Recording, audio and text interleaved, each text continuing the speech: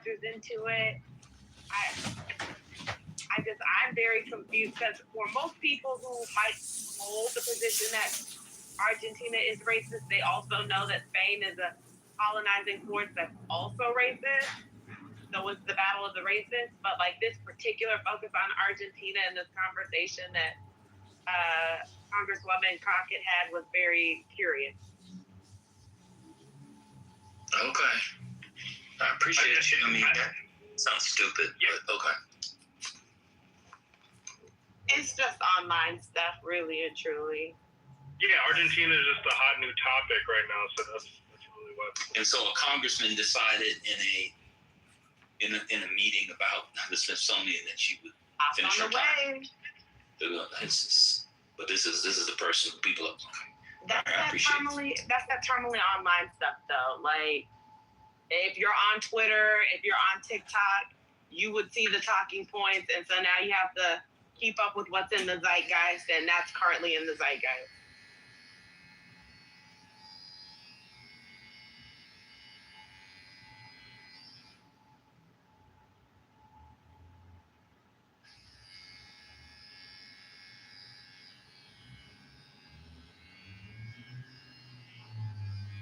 I mean, they were kind of doing it about Paraguay when Paraguay was in the news. I didn't even know Paraguay was harboring Nazis at one point. So I think it's just like whoever's trending at the time, that's who you're going to talk about. That's who you're going to zero in on their history and then just put them under a microscope. But yeah, I don't get the real. I don't think Argentina versus Spain is a real. Is that possible? Most of Latin America don't fuck with Argentina. I mean, look what they did. They committed a genocide with their Afro Latinos. So did Spain. Yeah, you're totally right. As a Puerto Rican, sir, I don't fuck with both of them. But for those 3 hours, I was pro Spain. Why? And I went back to hating Spain again. Because, first of all, I feel like Spain is trying to recreate themselves. Yes, we know the atrocities that they committed. Obviously, I do also. All of us do. But I feel like they're trying to recreate themselves. I feel like they're trying to fix the things that they've done, what they did in the past. Now, they're saying now, if anyone is part of an old Spaniard colony, if you want to be part of Spain, you can go to Spain and live there. And then within 2 years, if you can prove you're from the old colony, one of their old colonies, you could be a Spaniard citizen. Not that I want to go there, but I'm just saying they're doing that. Also, they're going against, Israel and the Zionists. And didn't they do something, agree with the United States and Israel about slavery? It was only 3 countries, that agreed. It was Argentina, Israel, and the United States of America. So, yeah, I mean, only for those 3 hours. Now I'm back to go fuck yourself, Spain.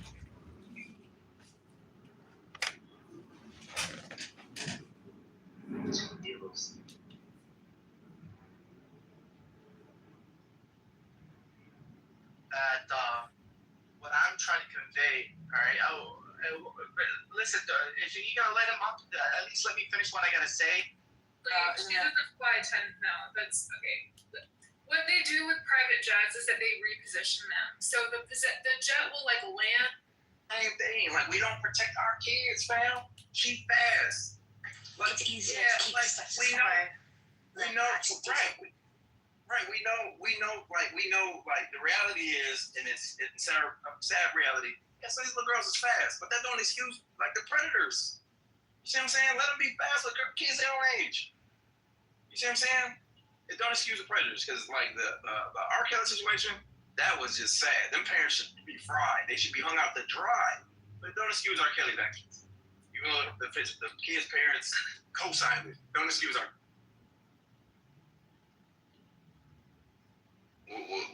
were on the jury, would you say she was not guilty? Or she was the man in the back? You know, I'm gonna look at the letter. I'm gonna look at the letter of the lawyer. She shot him in the back. She was talking about this online. Would I want her to go to prison? Would I want to go to prison for 50 years? No, I give her 5. But yeah, she guilty. She guilty. Yeah, somebody lost their life, man. That's not, I mean, like, you can feel a certain way, but, like, she didn't shoot him under the bed. Like, if she had shot him under the bed, like, predator, in my house, I feel threatened. I said they turn 2 years old and then they become a tablet, right? They're still infants. Yeah, man, just still little babies. But some people say if you're past, like, the 1 year mark, like between, like, my son is 65, that's considered still a toddler. But by the daycare.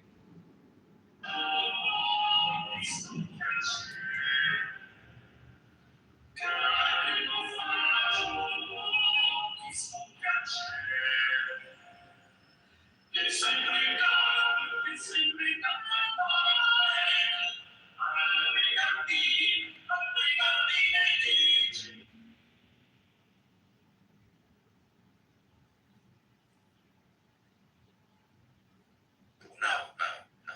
It's just that when you're listing stuff, I mean, if you have more than 2 kids, I may have been at a dinner with multiple kids the other day and named all of them except the one I was calling.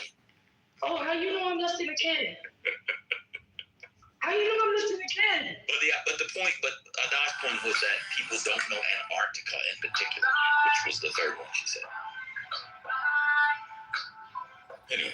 Jacob, take a shower. Jacob looks like a dirty bum. Probably smells like shit. His fingernails probably dirty. I doubled it. Ooh, Jacob smells like a shit.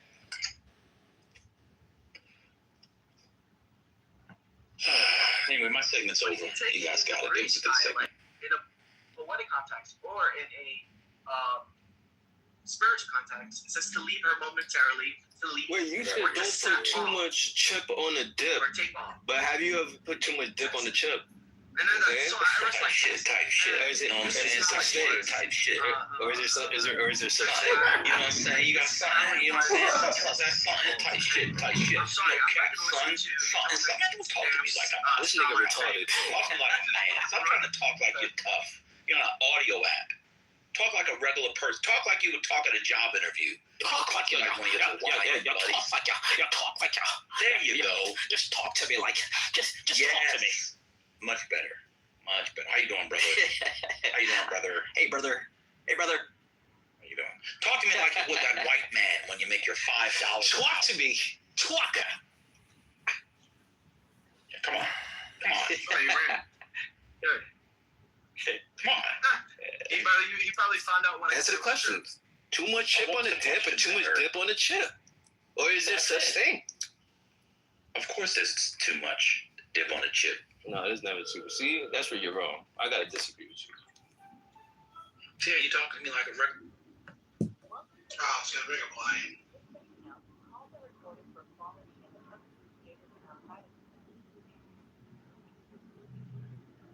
Para español, oprima el ocho. It's not going to happen because every time that's happened in the past, the Jews have been fucking persecuted and fucking wiped out. It's just not going to. High-speed internet. I used the number you are calling from and found an internet account. Is that the account you are calling about? No. So I can help you. What's the account number or phone number on the account? There is none. That's fine. No problem. To better handle your call, how can I help with your high-speed internet? You can say things like new service. New Can't service. connect to the internet or pay my bill. New service. What's the zip code you are calling for? 60630. Thank you. 1 second, please. Which are you calling about? A personal or business account? Personal. Okay, hold on a minute. Please wait. 1 moment, please, while I handle your request.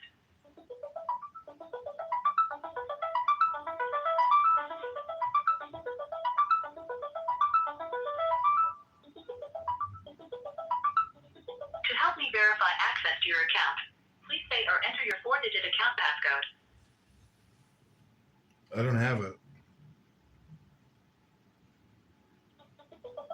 All of our agents are assisting other callers. I can text you a link to chat with an agent. Press 1 to chat, or press 2 to decline.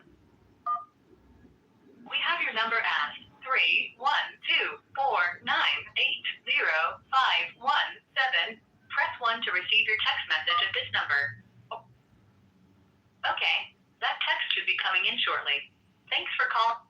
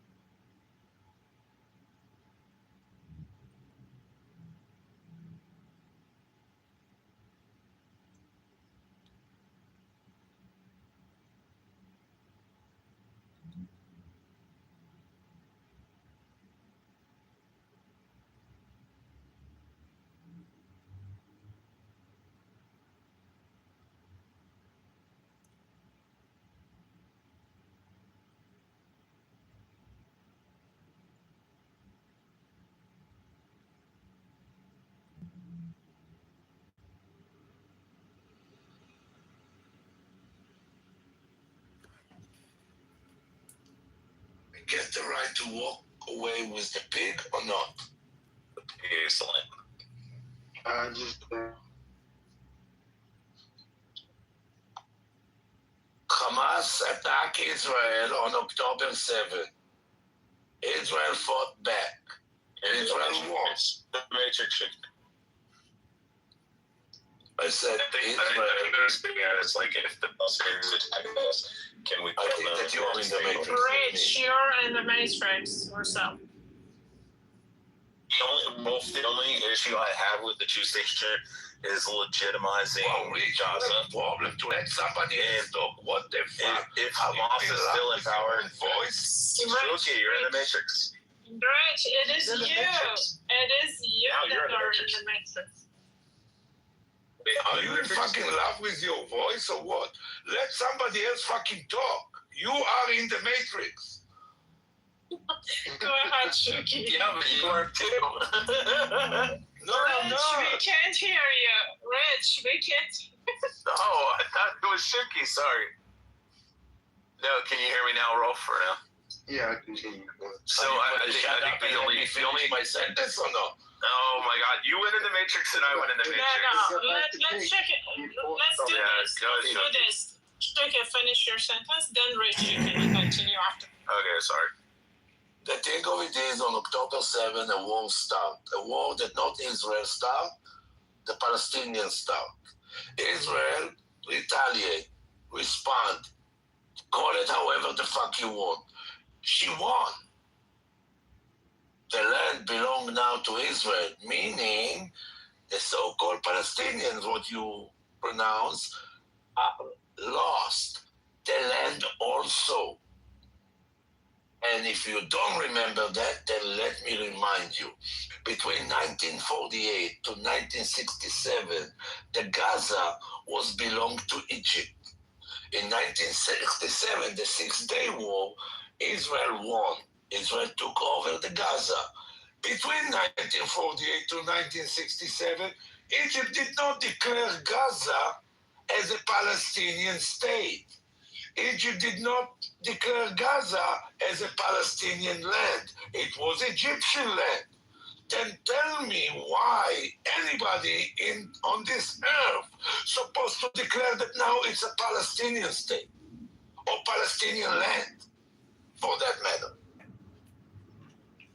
Well, yeah, thanks, Drew. You just summarized the history of Israel from about 1917 onwards in a very lucid way. That is the exact mentality that took hold of the original Zionists. Many of them just wanted a peaceful land for the Jewish people to be not persecuted anymore. They just wanted to be left alone, live in a place. They had a few candidates, but the most obvious one was the land of Jerusalem, right? Where they have connection, their roots. The diaspora wanted to return to the Holy Land as they perceived it.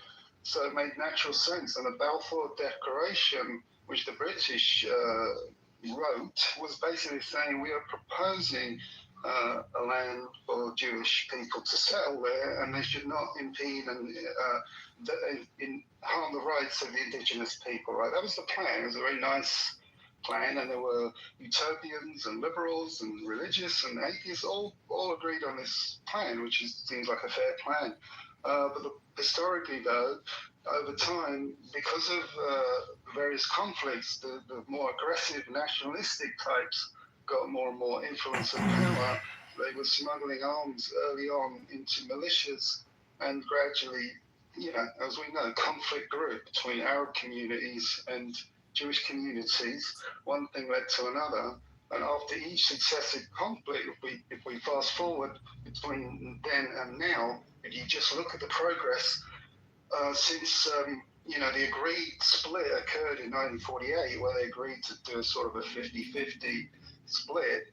From there onwards, Israel has been taking more and more land through conflicts. It's been saying, we have a war here, we beat the enemy, therefore we take more land. And you just perfectly summarized that with Gaza. It was Egyptian, but because they had a conflict, Israel took it and said, all right, now it's our de facto, we won, so we get to claim it. Just what they're doing in Lebanon now. They create a security zone, they advance into Lebanon. I know a lot. Oh, by the way, they can stay put and the revenue to let them stay, and over time that becomes the border. And when you think about Palestine, unfortunately, Israel had not defined borders. But Lebanon should be saying, no, this is the military border, we shouldn't be moving the borders. Well, it's a little bit more difficult. Summarize the history of Israel gradually saying, no more land beyond 1948 borders. So, hey, Israel problem, hold on. It's not Israel's problem. And glad they had my back. What happened in 1948? On the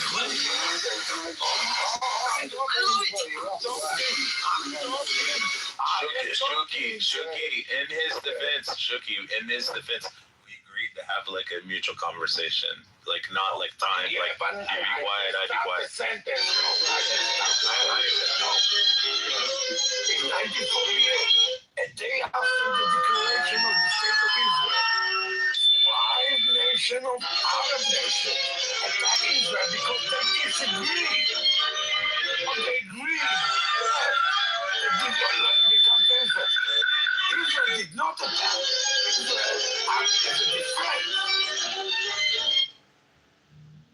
In 1956, Egypt attacked Israel, not Israel attacked Egypt. So if you attack me, and I'm defending myself and getting over you, whatever I took, it's mine. Israel never opened a war. Yeah, Do your research. Israel never stopped the war. I've researched all of this. Obviously not that carefully. And then you're missing out part of the story here, because when the United Nations voted to agree to partition Israel, guess what? Not everybody agreed with that. Many nations did not agree. Russia, USSR didn't agree, so they were pressured, and for some reason they flipped the last minute and voted. That was a crucial vote that approved this plan. And the Palestinians didn't get a say in this. The USSR So why was should not on the UN Security Council at the time. USSR was Green, let him finish. Jeez. Yeah, that may be correct what you just said, but moving on, the crucial point I'm making here is the point I'm making is on an international level and an internal level, at both scales, there was a strong disagreement on this topic.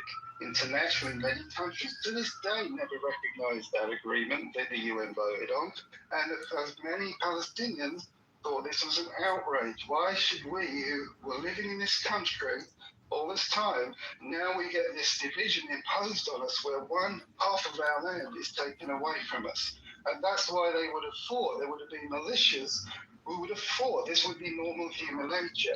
If the British were living there for 500 years or even 100 years, and the French came in and just said, guess what, guys, we're taking half your land, just deal with it. It's a fair offer. Don't fight back. You think British wouldn't fight? I think the British would fight. Hey, Rolf, one thing I was going to mention, because I know Shuki's done now. Hold on, Shuki. I was just going to say this. The only problem I have with the two-state solution is legitimizing Gaza while Hamas is there, or at least the ideology. Even if Hamas is destroyed, if the ideology still exists, then it legitimizes Gaza to become its own state. If it becomes its own sovereign state, then it has more legitimacy to then have foreign nations fund them and supply them with munitions and weapons and stuff. My thing is, I think the only two solutions is one's like a fanciful utopian. Jesus comes back and creates, or the Messiah or whatever comes back and creates like, a utopian society, and everybody just gets along, and God wipes out all the bad people, and we all just get along. I don't think that's going to happen anytime soon. Hopefully it does. Cross fingers. The second option is that either the Palestinians in Gaza relocate because they can't be civilized and they can't fucking just live next to the Israelis, similarly how most of the people in the West Bank, for the most part, do. I mean, they drive around in nice new cars and they live pretty decent lives and shit. I'm not saying it's like living in New York and shit, but I look at videos of people driving in the West Bank and I'm like, holy fuck. I'm like, look at all the Palestinians driving nicer cars than I drive, and nicest cars they drive in Manhattan. I don't think that's a realistic solution to remove them. I think the only actual solution is to decimate the fuck out of Hamas, do the same thing that they did in Japan and Germany, which is after the war is completed, to have some type of military presence there and keep them civilized until their culture evolves to the point where everybody just gets along, where they have close relations, similar to like Japan. The Japanese were willing to fucking throw their babies off cliffs. The Germans were willing to storm the beaches and kill every fucking invader coming in, and were wanting to slaughter everybody that they disagreed with. And eventually we won the war, and we installed our military there and our fucking force, and we forced them to, civilize.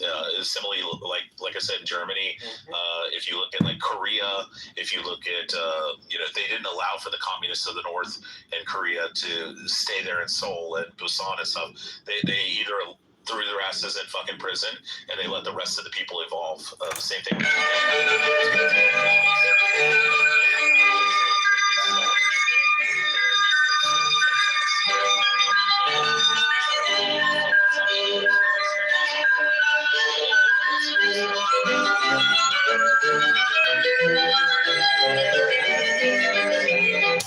That's why I try to tell the Iranians, you can't just get rid of the IRGC, because if the ideology still exists, and even if it's 10-20% of the population, if they end up taking over of the submissive 80%, they will eventually just build a new fucking IRGC.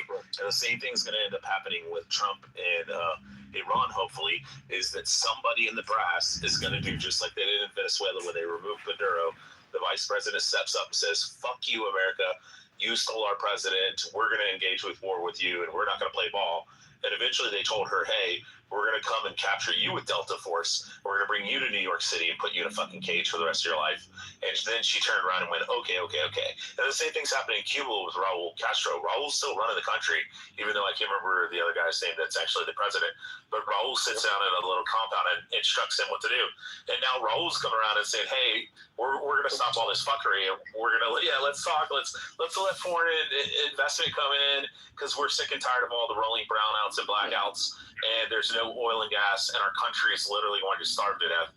And you're going to have to do the same thing with Iran, Cuba, and you're going to have to do the same thing with Hamas, is you have to destroy that fucking military or the ideology, and the way you do that is to plant your fucking foot there for the next fucking 50 years, just like you did with Germany. And I think that's the only realistic solution. And unfortunately, there is going to be a lot of women and children who are going to die.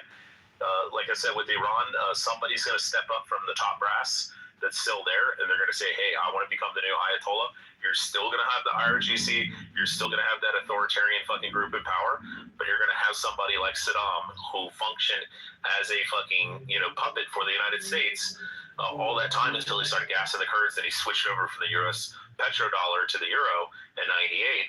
And when Saddam got out of line, we fucking took him out. Right. And I mean, unfortunately, that's what's going to happen. You're going to have the same thing in Iran.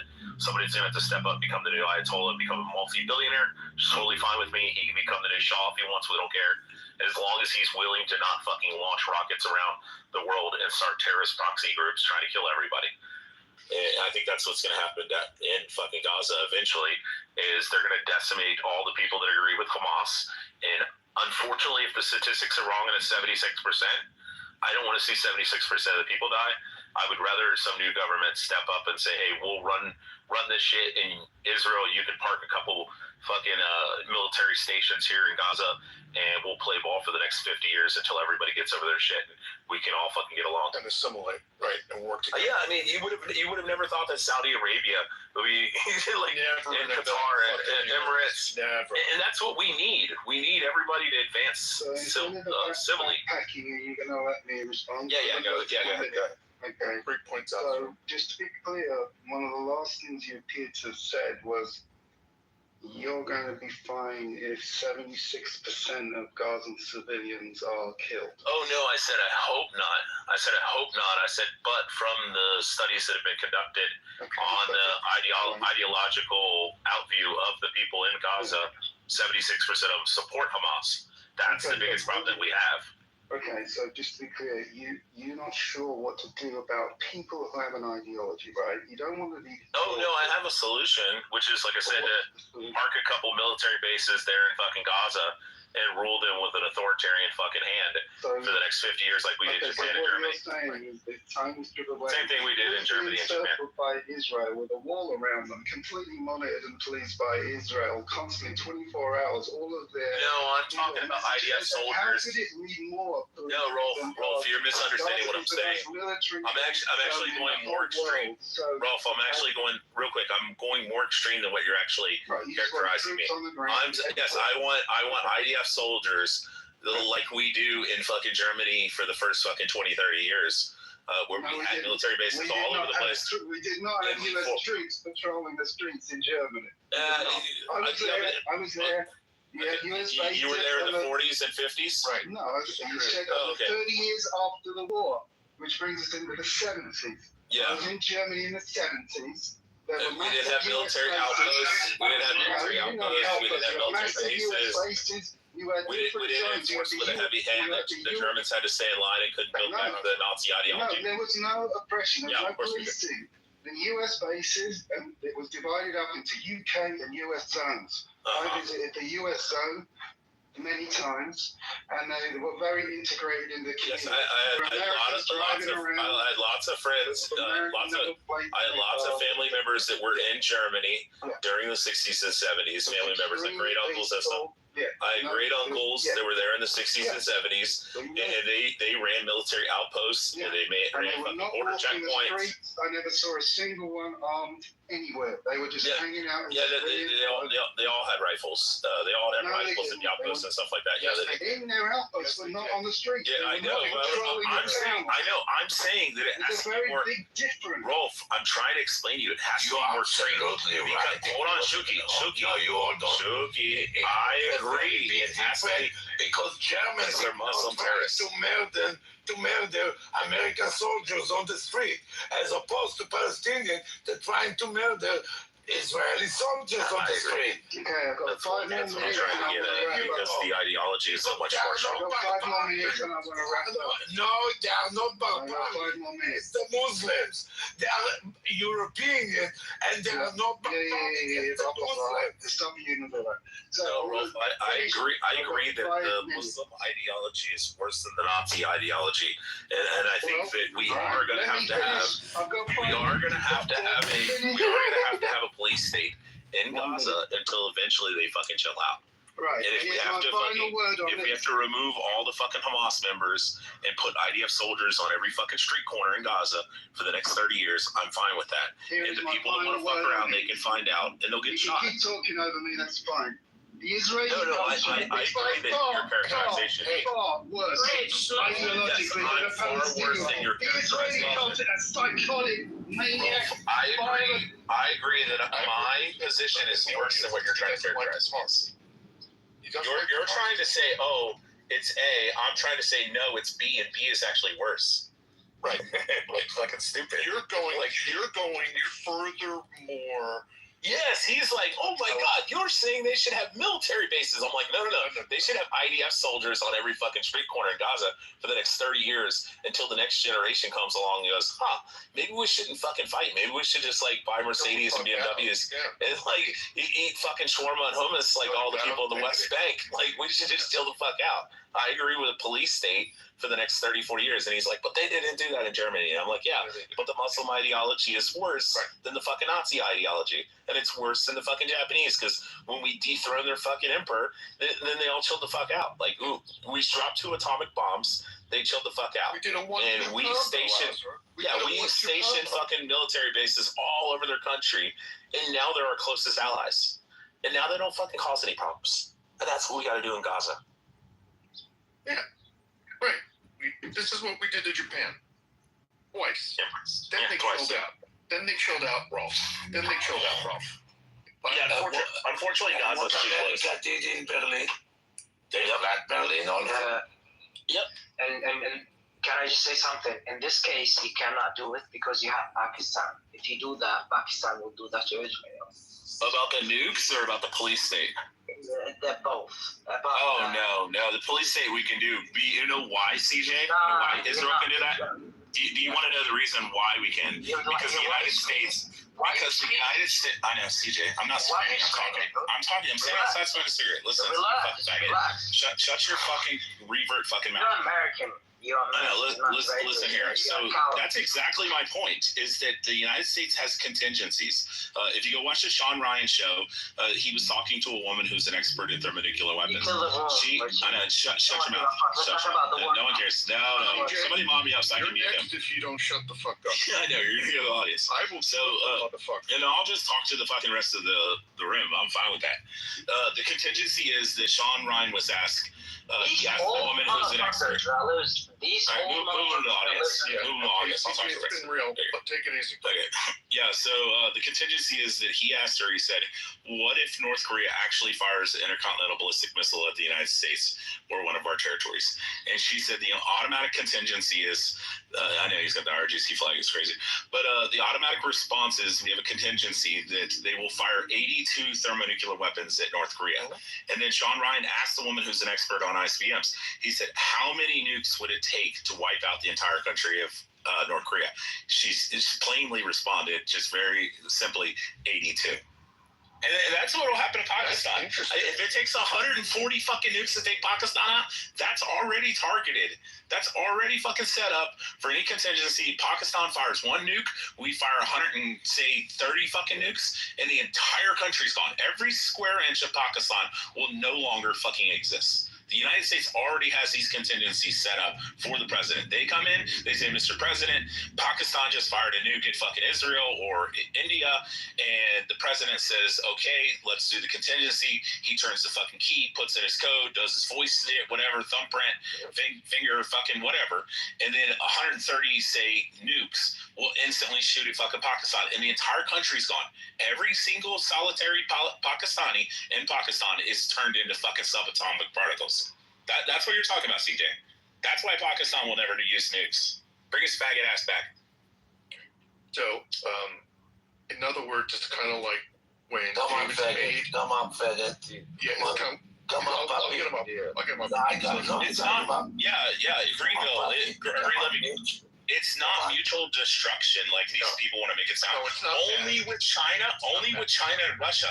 And if we eviscerate fucking Pakistan off the face of the earth, guess what China and Russia is probably not going to do? They're not going to do anything because we got another fucking 300 nukes pointed at Russia and another 300 nukes pointed at fucking China. And they know that if we wipe Pakistan off the face of the earth, then they attack us like all these fucking retards think. We're going to wipe them off the face of the earth too. And then they're going to wipe us off the face of the earth. And we should.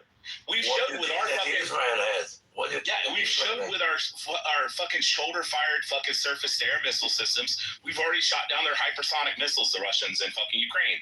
We gave them our shoulder-fired fucking rocket systems and shot down like 6 of their fucking hypersonic missiles. So you don't think fucking Russia's a paper tiger? You're fucking crazy.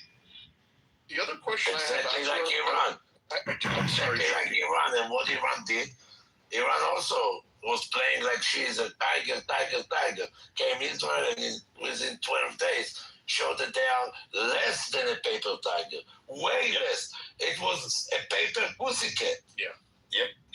I agree. Remove the cat. Yeah, we've shown just in this by going in and everybody's like, why did you go into Afghanistan and lose the war? We didn't lose the fucking war. We went in, we destabilized the entire country. We sent in Green Berets to train the entire country and train all their fucking military.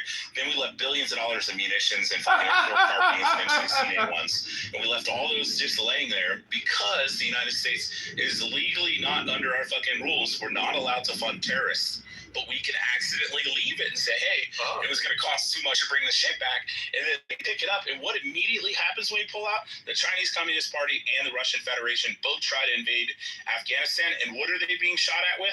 The same thing that we were budget shortfall driven by the high cost of the war in Iran.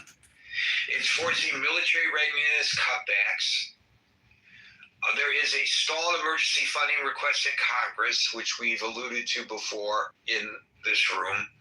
Key details include a requested $67 billion supplemental package, shifted funds from baseline military training and maintenance, and depleted precision munition stockpiles. So what does that all mean? Those are words. Is that a word salad, or does that actually make sense, Gary? Well, let me break it down a little bit. There is an immediate cash crunch, according to the Washington Post. Critical military operational accounts are set to run dry within weeks. There is a readiness impact to all of this. According to the Post, the military has canceled training exercises and delayed base upkeep to pay for ongoing combat operations. The congressional gridlock to which I alluded, HECSES, has been pressing lawmakers for emergency funds, but Congress has delayed action because of political pushback. A good portion of that, as we've discussed here before, is that they haven't been able to explain, according to the members of Congress, both Democratic and Republican, what they want to specifically use the monies for. So a lot of this is the fault of the administration, seemingly, not being able to make their case to Congress. But here's the impact on the Iranian war effort. But don't think we should just look at the impact on the Iranian war effort. Because some people feel like we ought not to be in this war anyway. Who cares if it affects the Iranian war effort? But there is a cascading residual effect to all of this that I think we need to really look into. So with regard to the Iranian war effort, munitions are strained.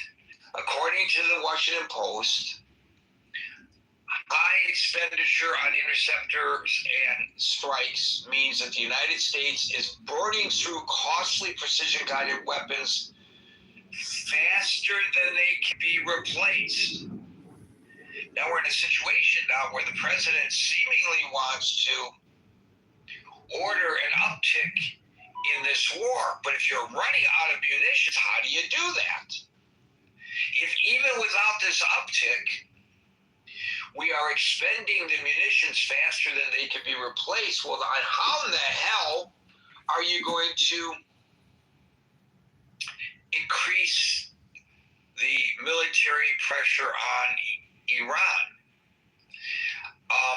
The Post also reports that while the United States military remains active, a lack of flexible cash forces reliance on shifting funds from other global defense priorities. So that complicates long-term campaign planning. So let's talk about the long-term global security issues of the Pentagon running out of money right now because of the Iran war. Because as I said, there are those who say, good, now we have to call this all off. This was a fool's errand.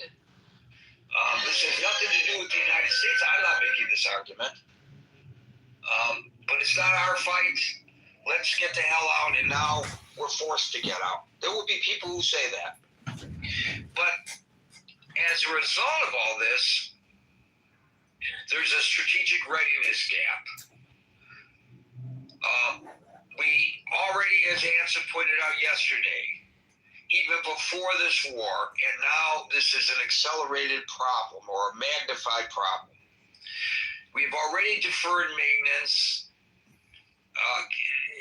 Anson is probably chomping at the bit right now to give us details about that vis-a-vis the Navy, over which he's an expert. Deferred maintenance. How many gray holes are dry docked right now or sitting at port, and for how long? Are we ready? Should there be an actual threat to our nation? Anyway, deferred maintenance, there's reduced training. I don't think you have to be a military expert to recognize that creates vulnerabilities in other global regions if forces are unprepared. Think Asia, think Taiwan, think North Korea, think China. The depleted stockpiles, the low supplies of advanced munitions, obviously, and you don't have to be a military expert like Anson to know that weakens our overall deterrence capabilities against other major adversaries. And some of you alluded to this yesterday as well, talking about how Russia and China and North Korea and perhaps others are looking at this saying, gee, the United States is forcing itself into becoming some kind of a paper tiger. Now, I don't know whether that is actually true, but certainly based on the reporting of the Washington Post today, the article says, the title of the article is "The Pentagon Sinking Billions into Iran Wars, Quickly Running Out of Money." Their lead is the Pentagon faces an urgent budget shortfall caused largely by the war in Iran, with some critical lines of funding sent to run out within weeks. That's the top to their story. And there is a cascading effect beyond the military, right? And again, I'm not an economic expert, but I don't think you need to be one to recognize that massive wartime spending adds pressure to national debt limits. It affects domestic budgets. And perhaps most importantly, I feel, this is Gary's analysis, there's a potential restricting of future defense agility. Not good is how I would rate this. NG, not good. So the question is, presuming the Washington Post is correct, the Pentagon is running out of cash. But I asked the question, is the Pentagon running out of cash? And of course, implied here is, what the hell does that mean and what do we do about it? So with that introduction, I will start grabbing you guys and demanding that you speak into the microphone. And I will start today with Scott, followed by... Yeah, I actually read this article and I was going to do a room about it earlier today because I thought it was really interesting. Yeah, I mean, headsets kind of got to go hand in hand now, apparently to the hill. I think this is the realities of war, right? And war is not free. And I mean, I think there's a twin factor. A, as you said, guys, the war is unpopular. And no, that doesn't mean it's wrong. I mean, or right. But I mean, you have to factor this in. I think that one thing any commander-in-chief now, for the foreseeable future, has to take into consideration is that you take military action in the wake of Afghanistan, which we left horribly, Iraq too, which was wildly unpopular and largely looked at as a failure. If you were doing this stuff after Iraq 1, it's very different, right? After Iraq 1 was one of the most capable demonstrations of American power in my memory. I mean, it was just so clean, and it was on TV, and we just we looked impressive, and it looked as though American power had a fantastic role in the world, and could be used quite adroitly. That's not how we feel these days. I mean, Donald Trump largely is president because of the failures of neocon foreign policy and adventurism abroad. So you have to keep that in mind, right? And the Congress has the purse strings, right? And so you've got to keep that in mind when you're asking for money. And I mean, you got to procure funds for a war that a lot of people don't want to support, right? I mean, congressmen remember what happened to people like Hillary Clinton, who was torpedoed in 2 presidential runs for, well, at least 2008 for sure. It was extremely costly for her casting the vote in approval of Iraq 2. I mean, Obama, fortunately, was on record as a state senator in some anti-war speech that really helped his candidacy. I mean, made his candidacy in many ways. So, yeah, I think it's tough. It's tough to make a case for an unpopular war and increasing funding in an unpopular war, especially when the deficit is so massive. I mean, and it continues to grow. All these things add up to, I think, a Herculean task for the Secretary of War.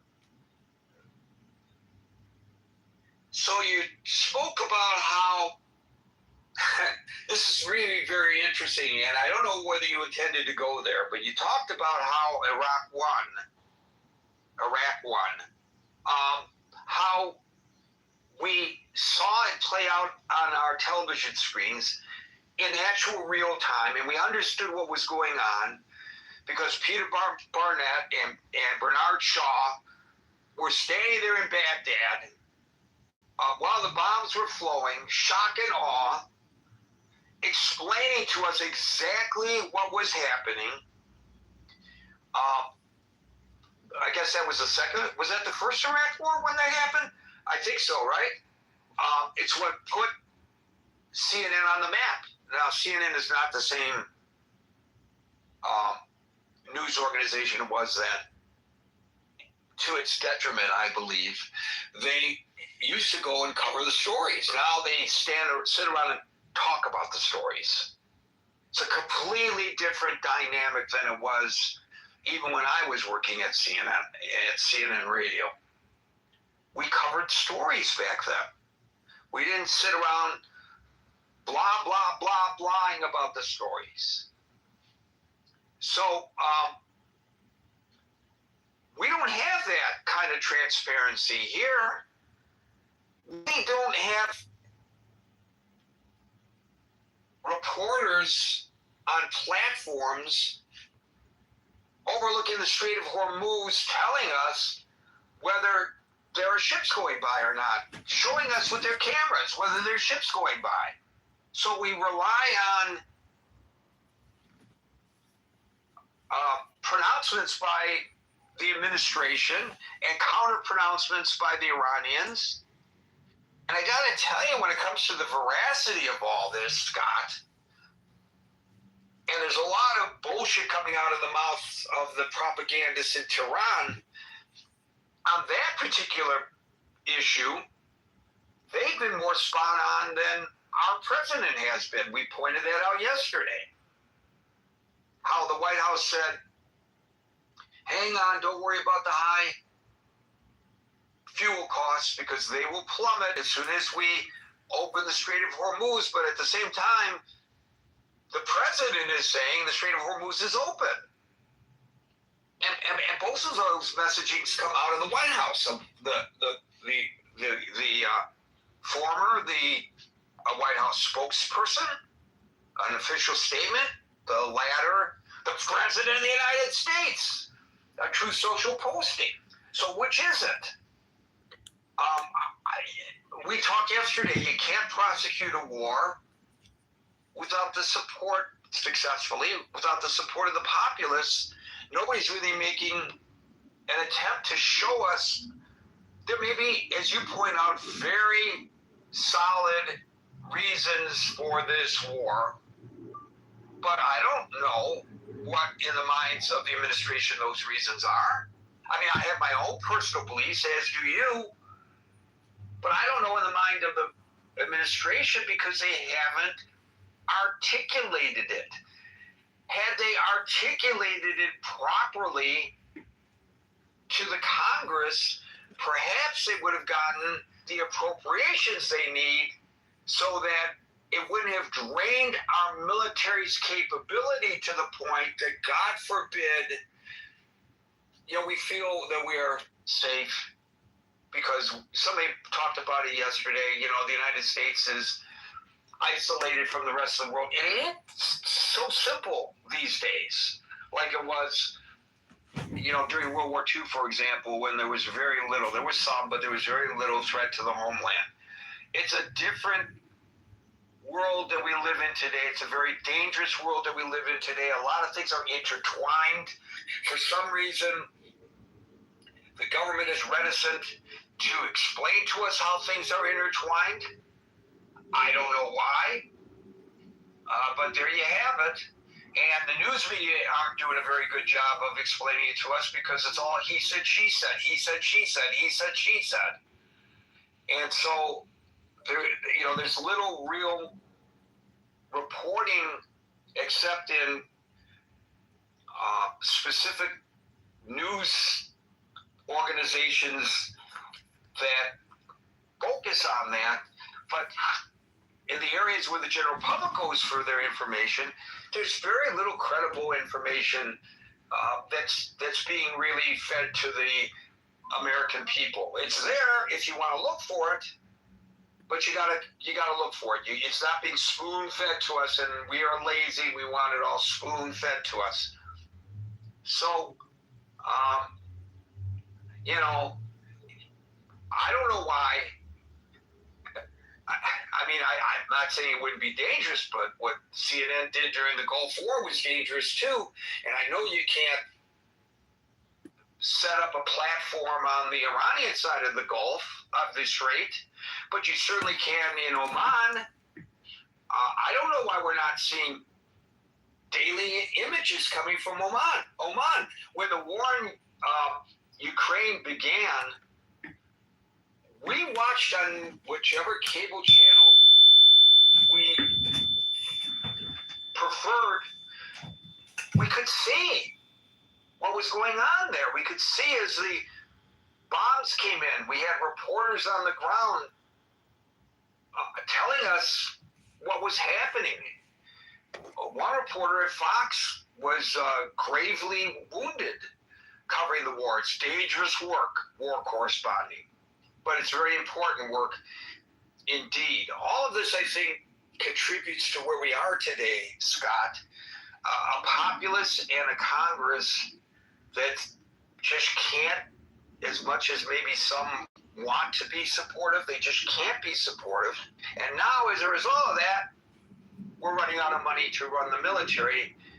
And as I said in my opening remarks, my concern may be more towards the global impacts of this than the regional in the Middle East. You know, I don't know where this leaves us. I think it leaves freedom-loving countries all very vulnerable. But maybe that's something that a lot of people don't understand as well. Yeah, and I think, this is interesting, right? Because not only do you engage, this administration engage in a military conflict in a post-Afghanistan, post-Iraq world country, but also it's in an age, there's a skepticism about international institutions. It's one of the reasons I think Trump got elected. And also, he's damaged the relationships further with those institutions, right? So, it's tough because we also have to go it alone, right? Which increases the cost of these kinds of endeavors, right? So, yeah, it's a big matzo ball, Gary. I don't think it was very nice of you to denigrate matzo balls that way. I'm a big supporter of matzo balls. Thank you, Scott. We'll go to Anson, who I'm really interested in hearing from today, especially, followed by Abe. Well, first of all, it's been almost 40 years since I was in the Pentagon, which was my last duty station. So I'm not an expert on any of this kind of stuff now. Is the Pentagon running out of cash? I doubt it. If you've got a carrier battle group that's just in the United States and conducting training and goes to sea periodically, but you've got the personnel, whether they're in the Gulf or whether they're sitting in Norfolk, you're still going to have the cost of the force, the cost of doing maintenance, et cetera, et cetera. So the reason the war is draining money out of the Pentagon very fast is because the operating tempo, which burns a tremendous amount of fuel, other than for the nuclear ships, fuel and aviation gas, and ammunition. Now, we've been drawing down on our precision-guided missiles ever since the beginning of the war in February. And so the depletion, and we're not going to you're not going to keep up with the firing rate of Patriot missiles by replenishing them from the current industrial chain that produces Patriot missiles. You're going to run out. At some point, you'll run out of Patriot missiles. And THAAD, the high altitude, the THAAD missiles, those things that cost multiple millions of dollars for one bullet against one missile, and you have to fire multiple bullets to knock down even an Iranian ballistic missile. So the burn rate for those things is very high, but the Pentagon can move some money around, but it's very difficult to do. It's very difficult to keep track of all these things. Imagine trying to keep track of close to $1 trillion a year. What was the budget for 26? 800, $900 billion a year. How do you keep track of all that money? And it's hard to do. And the thing that I read the Post article, and you're absolutely right, Gary. It's he said, she said. You have experts that are contradicting so-called experts that are contradicting what's coming out of, quote, the experts within the administration. Well, who's telling the truth? I can't figure it out when I read the Washington Post. I don't know who's telling the truth. I get the sense that a lot of the anti-administration experts are, a lot of them are right out of the Biden administration. So of course they're going to be critical of the administration of another party. Where is ground truth? I don't have any idea. Now, go back to what we call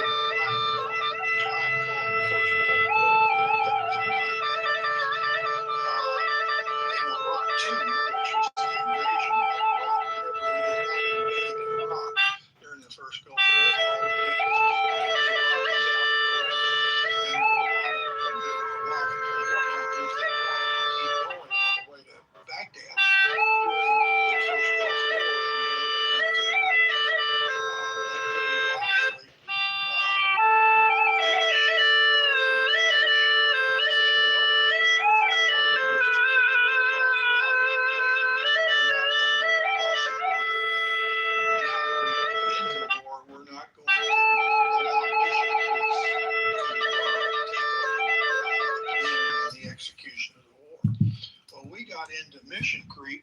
In this war on the first day because nobody really articulated what the hell we were trying to do. And we still, I don't think there's anybody in this room that with any convincing degree of confidence can articulate what the goals of this war are. Is it regime change? Is it something to do with nuclear weapons? Is it the freedom of the seas? Is it an amalgamation? How do you determine if the seas are free? And as far as people on the scenes, Gary, to take pictures, the second Gulf War was the first time, I think, that we actually embedded reporters on the front lines. Remember, and they were in Baghdad. We saw pictures of bombs going off in Baghdad. Shock and awe was Iraq 2. That was the invasion of Iraq. Shock and awe was not articulated by anybody during Iraq 1. Iraq 1 was the first time we saw pictures after the fact of precision-guided missiles hitting trucks and tanks and small buildings and that kind of thing. That's the first time we ever saw that kind of imagery coming out of war. And today we're seeing it. CENTCOM is publishing those photographs. But what do those photographs mean? I can't tell. I can't figure out how many days have we been since the MOU went south. What is it, 11 days now that we've been executing air raids on the nation of Iran. And I think pretty much almost all of those have been along southern Iran to try to somehow prevent them from closing the Straits of Hormuz. And we've been unsuccessful in doing that. So you could take, if you chartered helicopters in Oman, you could take pictures of ships moving in and out of the Straits or not moving in and out of the Straits. But those pictures, again, they have to be interpreted by people that know what they're talking about. We've had a report that an oil tanker was hit by, quote, unidentified objects, caught fire. The crew got into lifeboats and abandoned ship. And we haven't seen picture one of that, nor have I heard the United States acknowledge that in fact has happened. I don't know whether it has or not. I don't think any ships have been sunk. And I think a few fires have taken place on ships, but I don't know what the freedom of navigation looks like in the Straits of Hormuz right now. The other thing that was so astounding to me is the House is getting ready to go on a month-long vacation. Well, here we are needing cash in order to continue to conduct a limited war to some extent, and Congress is going on a month-long vacation. Is that not astounding? And if you were going to go on a vacation, anybody in this room, let's say you were going to go on you had a budget for a $10,000 vacation, and you planned your vacation, but then you kept changing where you were going to go and how long you were going to stay, and rather than a 2-week vacation to Europe, you decided you were going to go to Russia and you were going to go to China, and who knows what the budget was for the vacation. You're just spending money out of your trust fund or wherever it is. You cannot budget a war if you don't know what you're trying to achieve in the war. You can't even accurately budget a war when you know exactly what you want to achieve, but you can get a much greater feel for it. And finally, the people, the people that are opposed to the war, they want the Pentagon to run out of money. They want the war to come to a close this week because they don't have enough money to buy gasoline to put jets in the air over Iran. Is that the right way for the nation to be engaged in armed conflict? Of course it's not. And it's astounding that it's continuing to take place. The Pentagon doesn't know where the money is. They're not sure. They're not exactly sure what authority they have to move money from one bucket to another. And you'll have lawyers on both sides screaming at each other, saying, "Yes, you can. No, you can't." It's astounding. And it's just a perpetuation of the frustration and the angst and the anger and the disgust that I expressed yesterday. And I don't see us. I don't know how we're going to come out of this thing. I think if the Democratic Party has their way, we're going to have to withdraw 2 carrier battle groups from the Middle East because we don't have the money to support 2 carrier battle groups, and we certainly don't have the money to buy the bullets needed for the carrier battle groups. Is that the right way to conduct an armed, the use of our military? Of course it's not, and yet we're doing it. So be it. I don't know what else I can say other than to sound frustrated, which of course I am. Even the sinking of the Lusitania, which led to World War I, there's one image that survived. It was water damaged, it's blurry, but there was this is 1915, ladies and gentlemen, a guy named Robert McCormick, who was a passenger and wireless operator. I'm looking it up to remind me about all this. He took 5 photos with a pocket camera.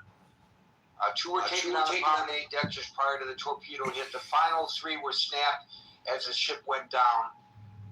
Because he had to jump into the ocean, the film suffered severe saltwater damage. The surviving images are heavily distorted.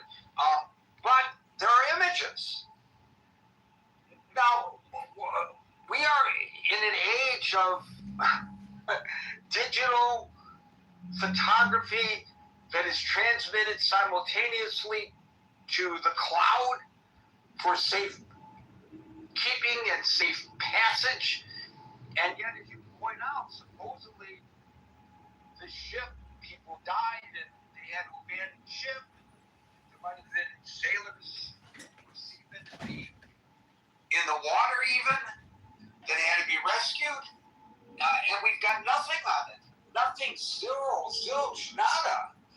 Today, in 2026, it's just astounding how little we really know about what's going on in an age of instant communications that the common man has access to, Hanson.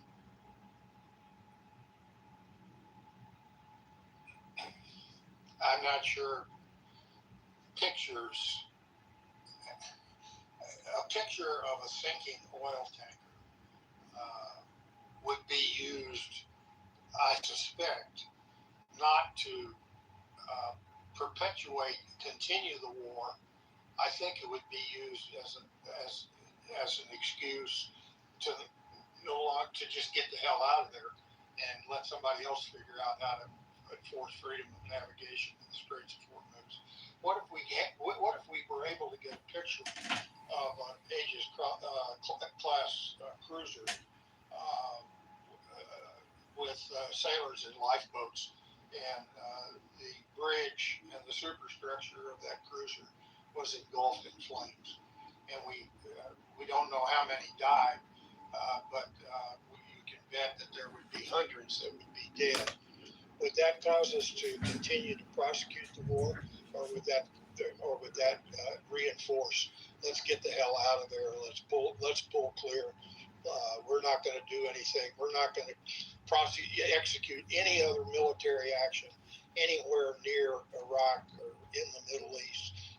We're going to withdraw to the bastions of the United States and let somebody else worry about it.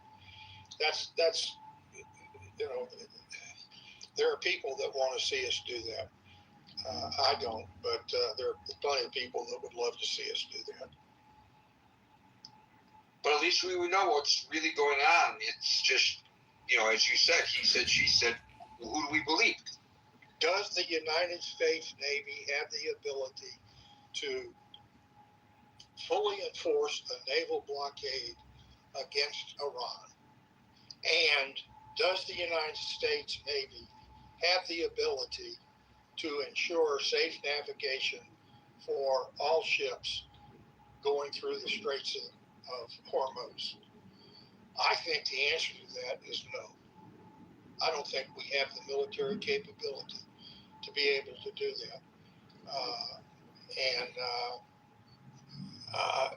To say that I don't think we have the ability to do it, not on a sustained basis. And that's what Iran, that's what Iran is betting on, that they're going to keep creating brush fires, so to speak, in and around the Middle East. And at some point, the United States is just going to say, well, we've run out of money. Congress is on a vacation. They won't give us any more money. We can't pay for the gas, the bullets, and the people. So we're going to withdraw all of our naval forces and our air forces back to permanent bases in the United States. That's what some people want us to do. And that's where there's some of the experts that are speaking as experts to try to achieve that goal. And there are other experts that want to want to go in for unconditional surrender with full up ground forces, multiple divisions of American boots on the ground in order to execute a regime change. That's as ridiculous as the alternative of let's withdraw to the bastions of the United States and let somebody else worry about the geopolitics. And I don't know where we're going to come out in between those two, but it's scary to think about. Thank you, Hanson. We'll move to Agent, followed by Z. Gary, it's good to be here. I just wanted to respond to the title. I know the Secretary of War testified the other day about, I think he said something on the order of $35 billion has been spent. It didn't seem dramatically underestimated. Maybe it's we have prosecutions and misconduct or scandals or cover-ups. If you think about it, a lot of it's just budgets. That's sort of normal operating expense. I understand maintain this, such a this large army, resolution. I and understand the seriousness. so it really depends on how you look at it. Prosecutions, you could argue it's in the trillions. misconduct or scandals or cover-ups. The purpose of the military is for these war operations. So how much was spent over what time, should how have much to pay war. that penalty. But I think us as a body, as a city council, I think I also believe kind we of should stay in our make is lane. I think the Obviously, unlimited appetite. I think that almost the purpose of the U.S. U.S. attorney is appointed by the president and the United States Senate. The mission of the I U.S. think we, in the 20th century or late 20th century and beyond has been need to being the global hegemon, enforcing global order through military strength, ultimately, backed ultimately by military strength. And so I don't think there is, in that sense, there is no out of money thing. There's so many levers that have been pulled before the U.S. is completely out of all military resources to continue prosecuting war. Of course, they do lose appetite for it. It's much more to do usually with this one soldier, this one person died, or this one atrocity happened. Or it's been dragging on for 20 years and the problem's only gotten worse. Maybe we should stop. Those sorts of things cause us. I'm really struggling to almost the premise of the title here to think when has it really been that running out of money has been the reason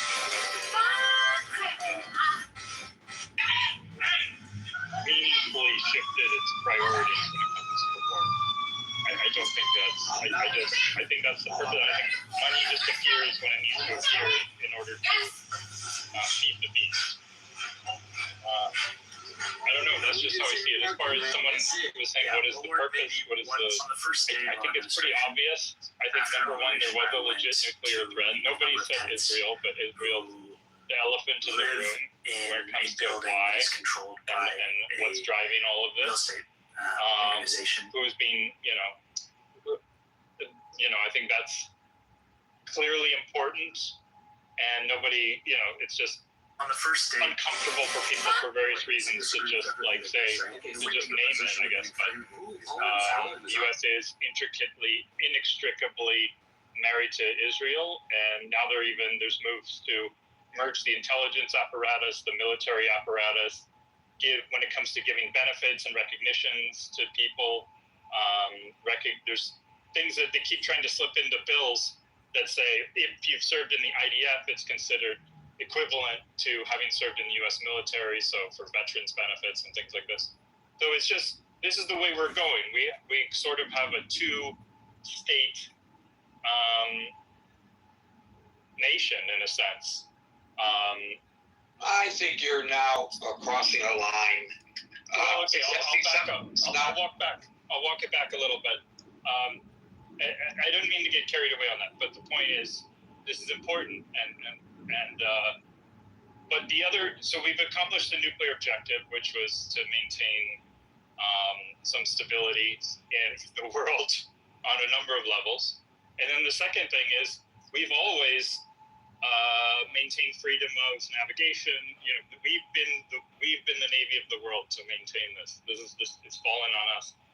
And if we allow things to go to hell, if we allow pirates to or nations to hold other nations hostage, especially allies, especially strategic resource-producing allies, hold everyone hostage or for ransom or whatever it is, credibility falls apart. The whole apparatus starts to disintegrate, and we're not there.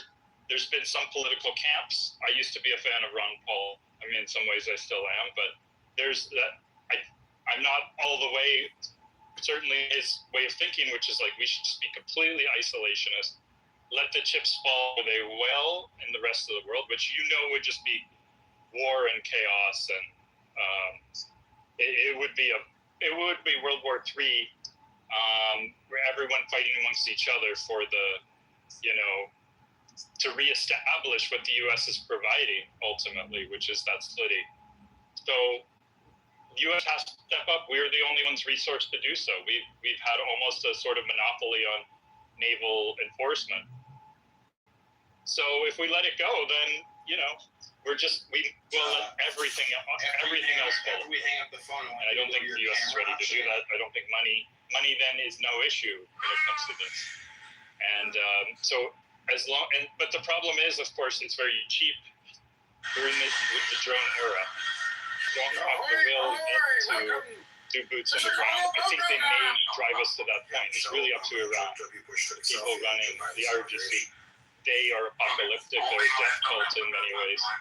And they want to push things as far as they'll go until they're all wiped out. And if we back down, then they totally win and they can dominate the region, right? And it's just going to be more war because they're going to still be at war with Saudi, possibly. They're going to be at war with Israel, who they've really pledged. Their mission is about destroying Israel. So, that's what's going to go. So, you're between a rock and a hard place here. And I do think it's going to get worse, a lot worse before it gets better, just because the asymmetry that's present. To actually get them to stop being able to show off this region, it's going to take overwhelming force. Unfortunately, we haven't built up to that yet, but I think we're going to get there. We're totally peaceful. Because Iran is not a rational actor. Thank you. So I don't find it uncomfortable to talk about the Israeli aspect of all this. The Iranian government has two Satanists in their crosshairs. The first one is Israel. The second one is the United States of America. Because of proximity, obviously, Israel faces an immediate existential threat on a daily basis from Iran. Especially given the fact that they fund the terrorists in the Middle East who have been attacking Israel, including on October the 7th, most notably on October the 7th. But I think your comments about this, which I interrupted you over something that you said, and you backtracked on it, yes, is indicative of lack of understanding that a lot of people have I think it's time of the threat that the Iranian regime presents to the world, and how their ideology is such that they want to take over and force their theology, which is their politics, upon other nations of the world, including the nations of Europe. And anybody who has an understanding of this real threat that Iran presents gets this. It's real easy to reduce this to the headline, Bibi, you didn't say this, but Bibi made Trump do this kind of thing. No, it's far more complex than that. Every administration has recognized this threat. Each has a different approach to it for various reasons, and there is no good approach. The JCPOA was considered a compromise that at least kicks the can down the road. There are many who felt that was not really addressing the problem, the issue, the threat that Iran presents. And by the way, the JCPOA was targeting Iran's nuclear weapons capabilities and aspirations. And that's not just Israel. All of the Gulf states fear Iran. These are Arab nations now, which Iran is not. But the Arab nations fear a nuclear armed Iran almost as much as does Israel. So it's kind of almost a naive approach to the issue. Now, you mentioned bills in Congress to give American citizens who are IDF veterans benefits. There is one bill, not bills, one, and it was introduced by two members of Congress, both Republicans, one from Pennsylvania and one from Ohio, which aims to amend Title 38 of the United States Code. It would offer educational. It would not offer educational GI benefits, but it would extend specific active duty safeguards found that American service veterans enjoy for employment and reemployment rights under the Uniformed Services Employment and Reemployment Act. I'm reading this from the synopsis of, you can look it up, HR 8445, go to congress.gov, you'll read exactly what I'm reading. That are given to American citizens, would be given to American servicemen, would be given to American citizens who have served in the IDF. But so what? So two guys entered a bill, big deal. There's zero support for the bill in Congress. There are huge legislative hurdles. People introduce bills all the time that they know don't stand a snowball's chance in hell. And there's a lot of pushback against the bill. Nobody is taking it seriously. The leadership of the House, although they are Republicans and the House is controlled by Republicans, have not moved the bill forward. And so it's not even worth mentioning.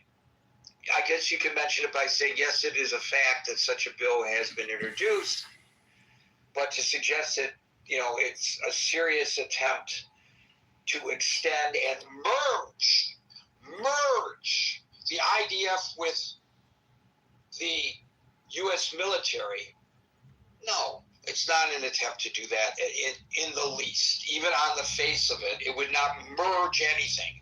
It would just extend certain benefits to Americans who fight for the IDF. By the way, personally, I would not support such legislation. If you want to go fight for the IDF, you can have dual citizenship and go fight for the IDF, and then whatever benefits you can gain through Israel's system, then you should gain from Israel's system. It has nothing to do with the United States, but it's not anything that stands any chance of passing. And I just want to minimize any impact your statement might have made, that might suggest to some people otherwise. Z followed by Ayan, or Ayan, or however you want to pronounce it. Ayan? Agent. Thank you. Z, you're up. Hey, thanks, Gary. Thanks, everybody who's spoken. Well, I don't know a lot about all this stuff because I never followed politics and I never really followed all the ins and the outs of how our government worked, whether it was in D.C. or down to the city-town level. But what I do have is some life experience and just, you see patterns happening and stuff like that. So, the United States, we're not legally or functionally bankrupt, but I believe that our country has been bankrupt prior to this. And the reason why I say that is because the U.S. does control its own currency and it can mint money to pay debts. And so somehow we're staying out of some kind of weird bankruptcy if any kind of bankruptcies happened earlier than the 2008 financial crisis, I'm unaware of that. But there seems to be a lot of problems since that happened. And there was a lot of social and economic and political things have been uncovered since this financial crisis with the houses and the paper and all that bad money or whatever it was. So I think that our country has been in a financial crisis since at least 2008. And it's just, nobody wants to say that we are. It's kind of shoved under the rug. And so I'm not surprised that there's a huge deficit now. When I look at the numbers, it's hard to understand how the numbers got so high. And also I want to point out, I find it to be interesting that Mr. Trump was making fun of at least Russia and maybe even Iran and maybe the people who were fighting someplace else. Sorry, guys. That he was making fun of those people they're running out of money. They're running out of stuff. They got nothing, right? And then here it is back to his face. So it's just bizarre, I think, sometimes what comes out of the mouths of people is actually what is happening here. But it's like trajected out towards this other group. Well, they're broke, but we're fine.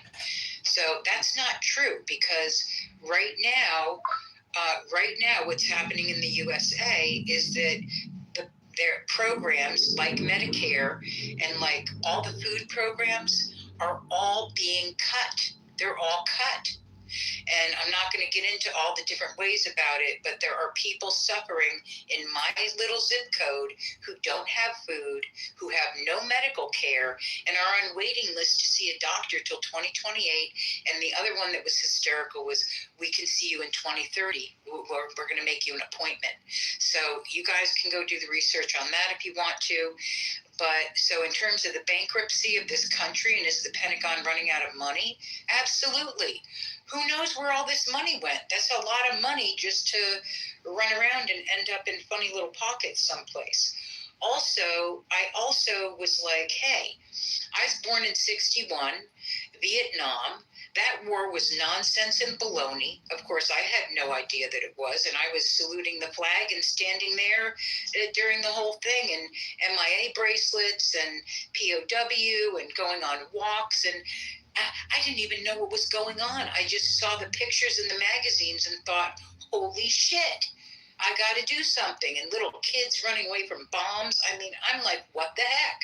So that's like stuff that's been going on. So then I did ask the computer, I'm like, how long have we been at war? Well, what's going on with this country this country is warmongering everywhere. I don't know why, except that it seems like that in this country, in the United States, the people in Washington are so paranoid and scared about whatever they've been doing and their dirty things they've been doing all over the place that they're so paranoid and scared they got to go out and bomb everybody else. I know, Steve, you're laughing at me, and it's okay. I really appreciate you, and I've learned a lot from you. I am still kind of ignorant, and I'm learning. But the thing is, when I looked all this stuff up, there's a ton of wars, and if they're not called wars, they're called conflicts, they're called incursion. Like, I'm like, who came up with this? So that now, as long as you don't use the word war, you can call it these other names, and I just can't even read them all to you guys. It's like there's a ton of them, and I just wish that I wish what everybody wishes. I just do not believe that we humans should be fighting each other to the point of our own self-destruction, to the point where you've got people who work their asses off their whole life who now can't have food, and you've got kids who are watching and listening to everything the adults are doing. That's on in every land.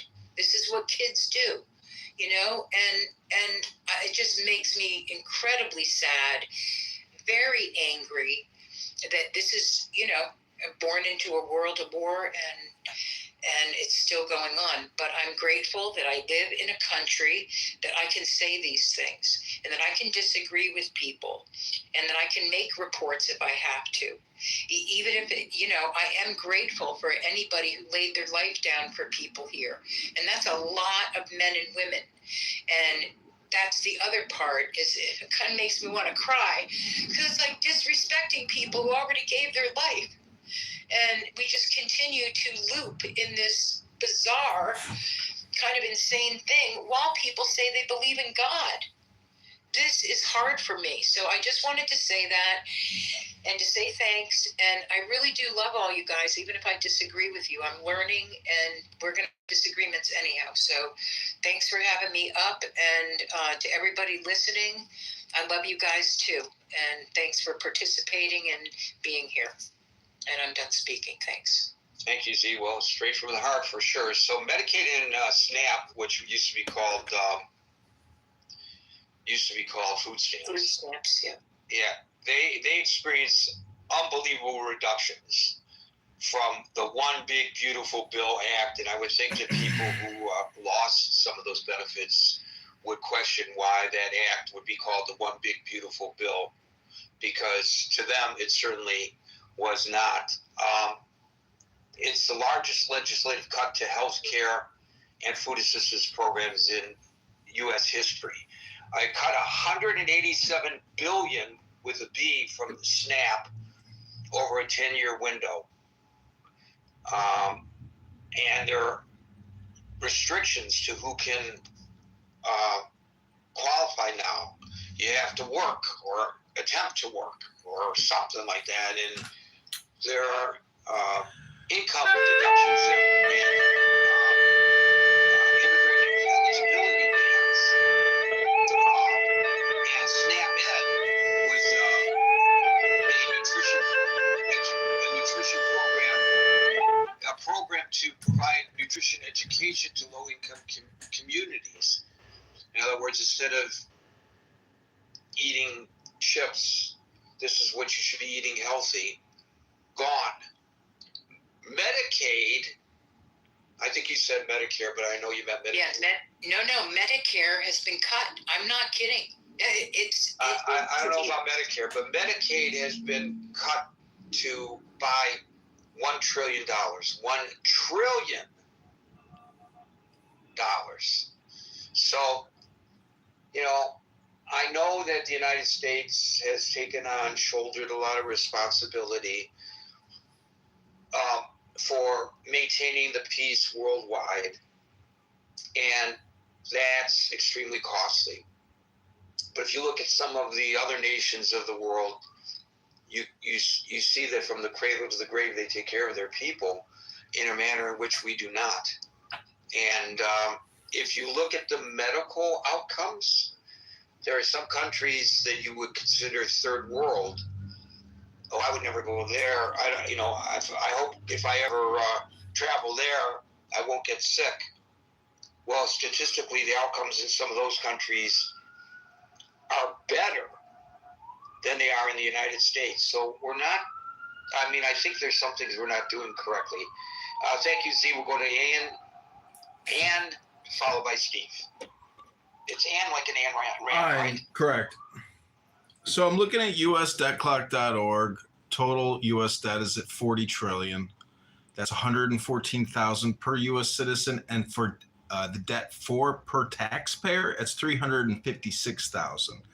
Total U.S. debt is at $113 trillion.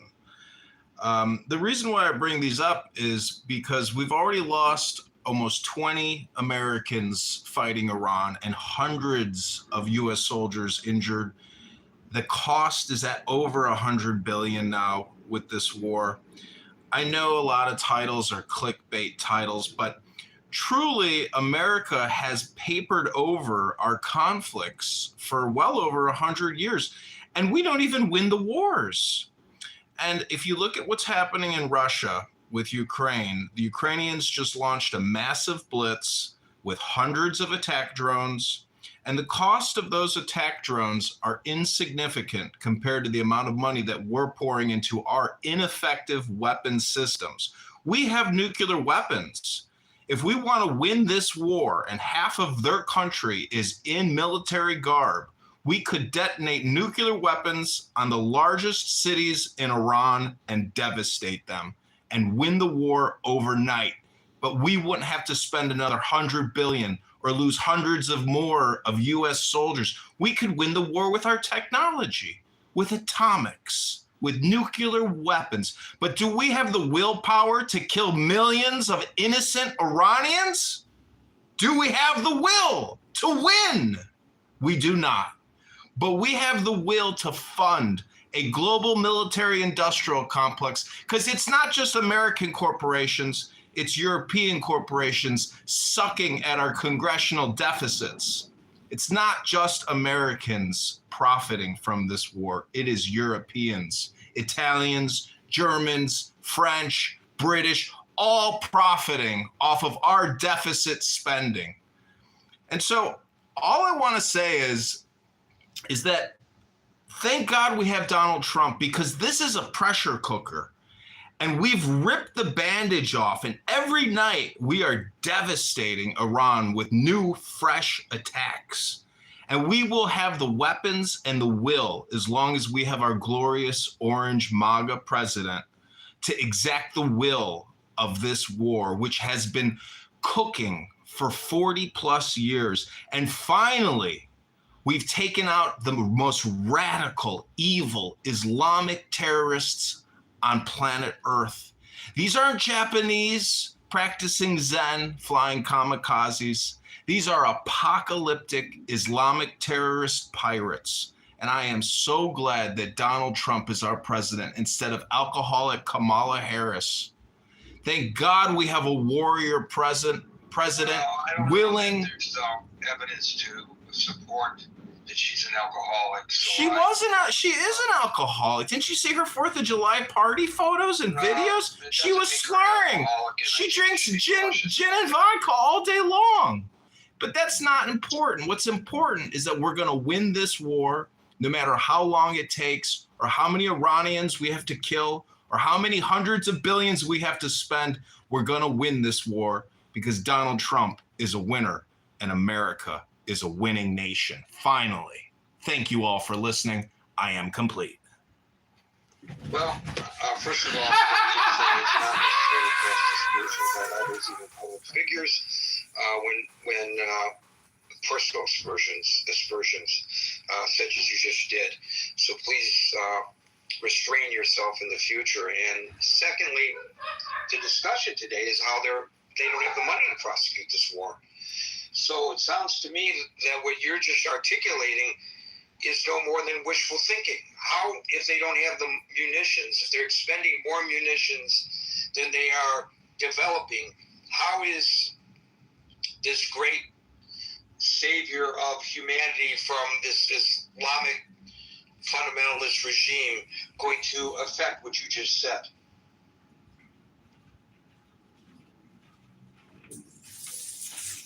He's fired. I mean, I don't know if you guys just saw the whole. I don't think it's your turn. I don't think it's your turn. Did you guys see the interview with Pete? But I think you have to wait your turn. But did you guys watch the interview with Pete Hegseth? Did you watch it? So there you go from the stage. I just told you it was not your. Gary. I don't know if you sound like you're an English-speaking individual. Gary, America. Not your turn. And could you answer my question? Gary, America is spending almost $100 billion a month on interest expense and $100 billion a month on our military-industrial complex, which is primarily our Navy, our Army, our Air Force, our Marines, our Coast Guard. When our creditors are receiving all this interest expense, but providing no product or service, at least our military at the cost of $100 billion a month. Question, and I would like you to answer the question that I asked you. If it's costing us more to expend weaponry now, and I'm saying it's costing us more in terms of materiel because we can't replace it. How do you expect the president is going to affect what you just predicted that he will in the future if he doesn't have the weaponry to do it? Well, see, as I was saying about Russia and the Ukrainians, we might end up buying drone attackers from Ukraine and flooding Iran with low-cost drone attacks. We are at that level where we have to start coming up with creative, financially solvent and reliable solutions. That could be mass drone attacks. I'm just saying that if we wanted to end the war now, we could save a lot of money by detonating thermonuclear warheads in the major cities of Iran. More about that. We're not going to advocate in this form using nuclear weapons in this war. That's insanity. Steve, followed by Tiger. Yeah, Gary. Here's a question I'd like everyone to think about. Let's say that we pull out of it, and let's say we just leave Iran to their own devices. And let's go further and say Iran, since there's no pressure on them, reconstitutes their nuclear program, develops better ballistic missiles, and decides to detonate a few of those across the Middle East. Now, we know just from the limited amount of traffic that's been stalled through the Strait of Hormuz, the economic impact. Now, given that, and given the potential for nuclear strikes on more than one country in the Middle East, what do you suppose the economic impact on the world economy would be? Well, that's an excellent argument, but that's not the discussion at hand. The discussion at hand is specifically the reporting by the Washington Post and previously by others that we're weeks away from running out of money to prosecute or persecute this war, depending on what. And you know why we are, don't you? You know why we're in this position. Just like in Fallujah, instead of war is a messy proposition, and we had problems in Fallujah in Iraq. What did we do? We done the stupidest thing possible, tactically from a military point of view. We sent Marines in door to door, kicking down doors to try and root out some terrorists that had got some of our contractors. Now, it's the same thing in this war. If we'd been smart in Fallujah, what we would have done would ring the city of Fallujah with artillery and with tanks and with aircraft and drop pamphlets in there and told the people of Fallujah, you have 48 hours to come out and be inspected or we're going to level the city. They couldn't have inflicted one casualty on us, and we could have told them, look. Okay, again, that's a great suggestion in hindsight and all that. But what does that have to do with the topic? Well, I'll tell you exactly what it's got to do with. What it has to do with, we face political pressure from the left because they know this is a winning argument for the midterms. We face political pressure not to put boots on the ground. And I've even seen people give this proposition, Iran's just kicking our butt.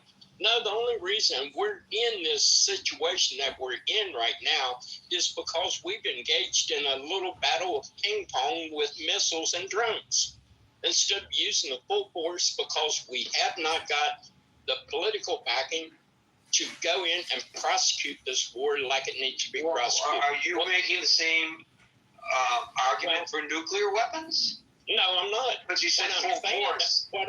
No, let me finish my thought here because this is important. Who else is a major player in this? Israel.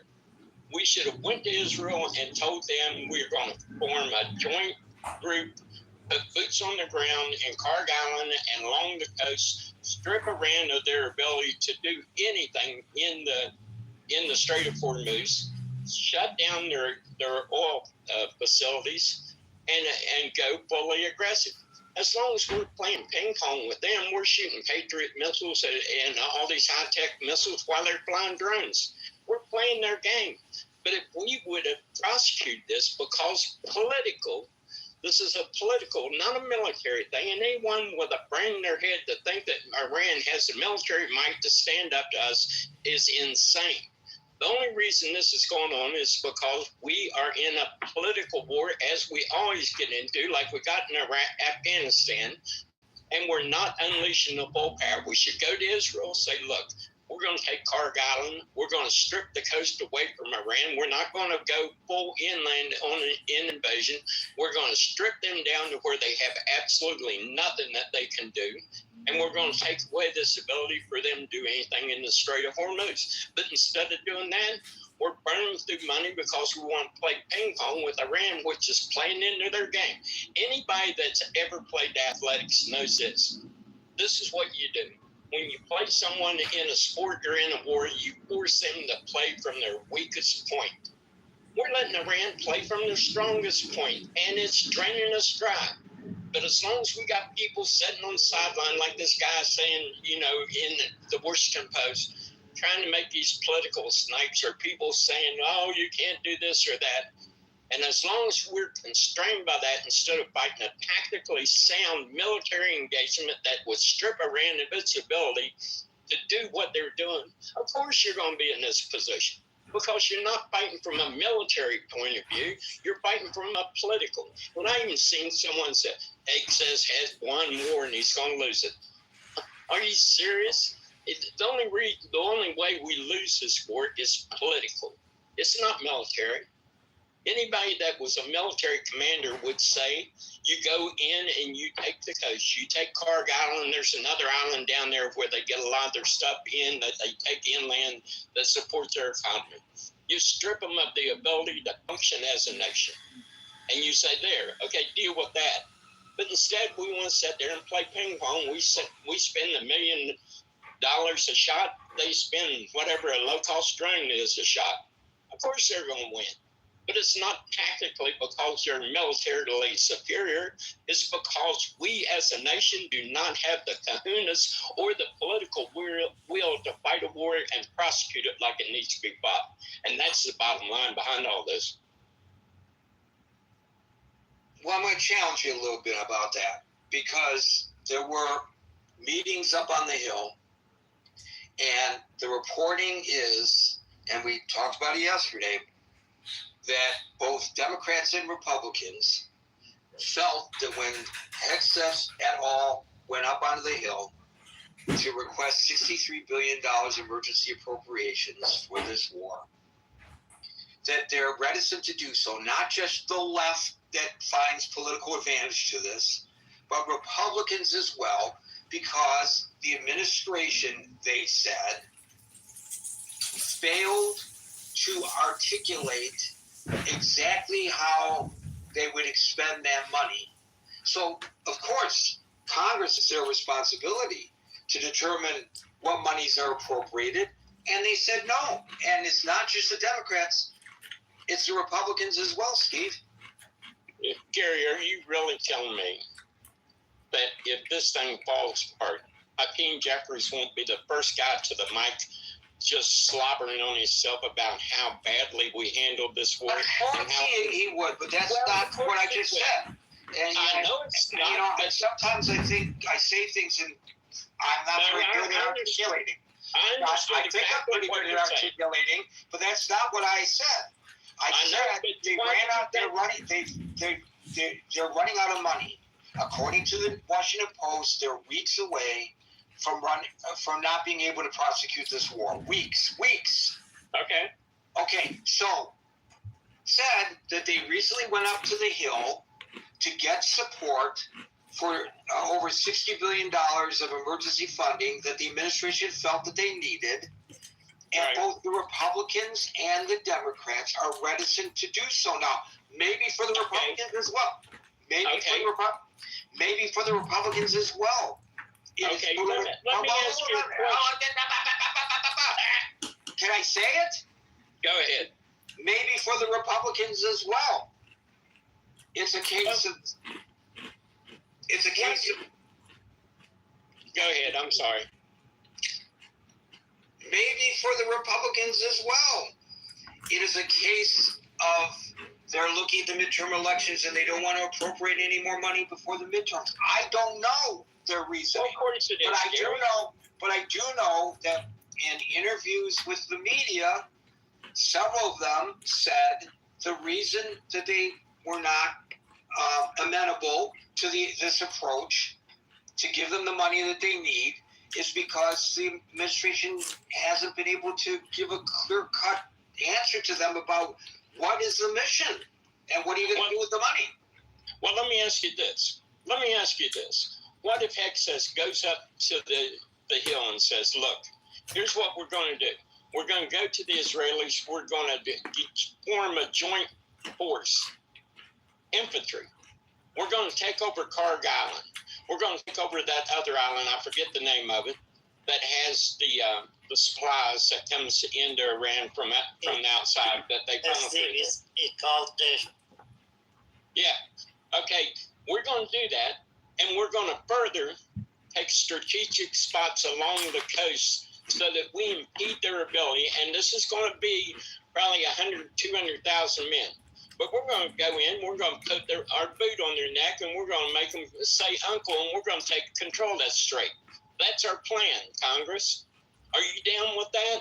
And I guarantee you, there's not one Democrat and probably very few Republicans sitting on the Hill that has the political will to match the military competence that needs to be engaged in order to do this. Of course he's going to dance up there because he can't shoot with them straight because they're a bunch of weasels that doesn't want to face reality about what it would take to win this war instead of playing ping pong with missiles across the Strait of Hormuz. You can't win a war like that. You're playing into their strength. You got to go in and put your boot on their neck. And if he go in there and tell them that that's what needs to be done to fully prosecute this war, Republicans and Democrats alike would turn like a bunch of weasels and run for the door. That's well, they may be a bunch of weasels, but they're the people that you and I elected to Congress, and it's their responsibility to control the purse strings.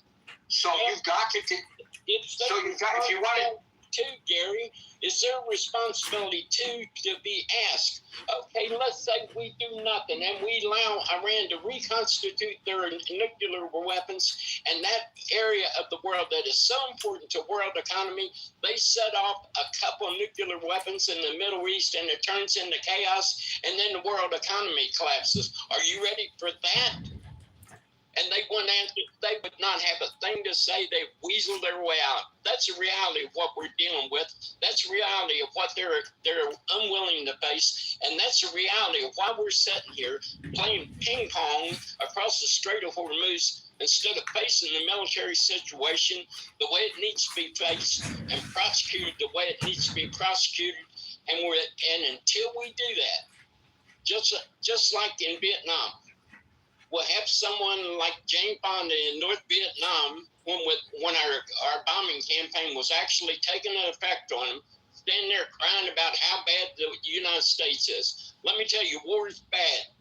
You got to tactically think it through, and you got to prosecute it tactically in the way that's advantageous to us. And if you sit there and play another guy's game, of course you're going to lose. That doesn't mean you're weak militarily. What it means is you're weak politically and you're weak as a nation to face what needs to be done. Bottom line, and that's why we're in all these situations we get into. So why do you reckon that? Why do you reckon that the president didn't take Steve's advice?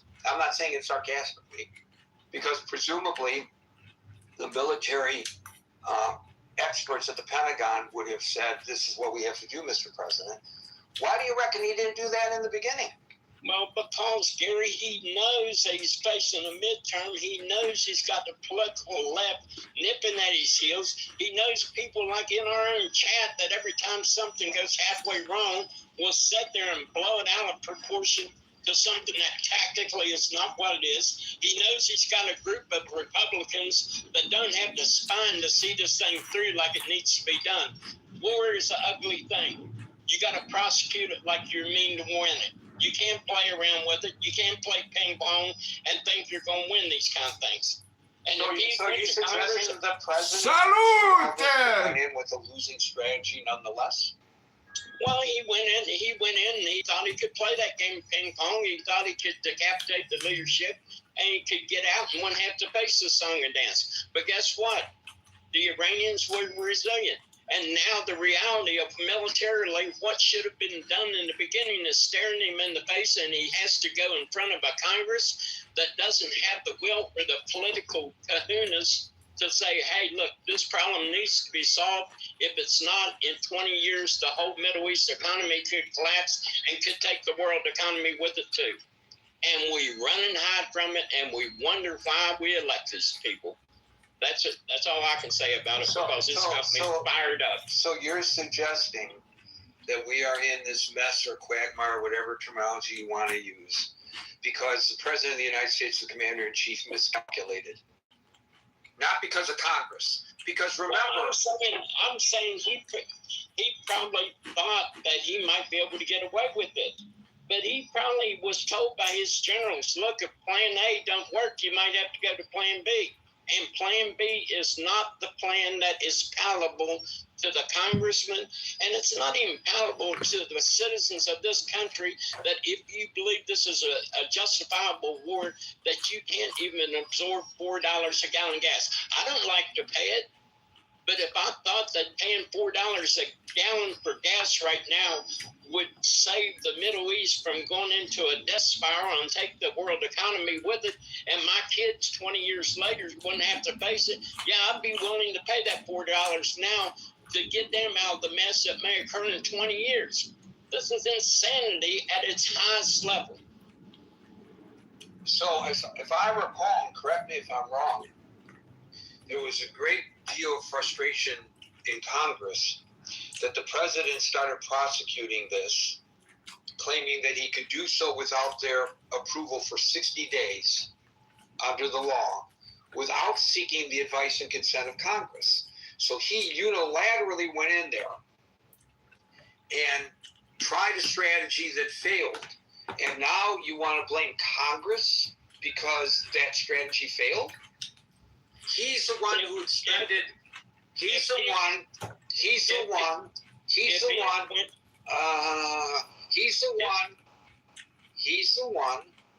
who expended more munitions than we have the capability of replenishing. That was Donald Trump, Commander-in-Chief. Why did he do it, Gary? I just explained to you why he done it. It's not hard to follow. It's not hard to follow. If you're expending munitions at the rate we are, playing ping pong across the Strait of Hormuz instead of tactically addressing this war, sure, you're going to run out of bullets. They're flying cheap drones. We're shooting million-dollar missiles. That doesn't take a mathematician to figure that out. And the reason we engage in this is because of poor tactical assessment of what was going on. And in the beginning, when he decided to do this, if he had went to Congress and told them what he was going to do, with Congress' full knowledge of the potential of what Iran could do to the Middle East and vis-a-vis the world economy, they would have said no. So that's where we're at. Well, that may be, but he didn't, in his mind, need to go to Congress, and he didn't go to Congress, and he followed the path that he followed, and he failed. So we are where we are. What tactically in the whole analysis that I've just laid out to you is incorrect?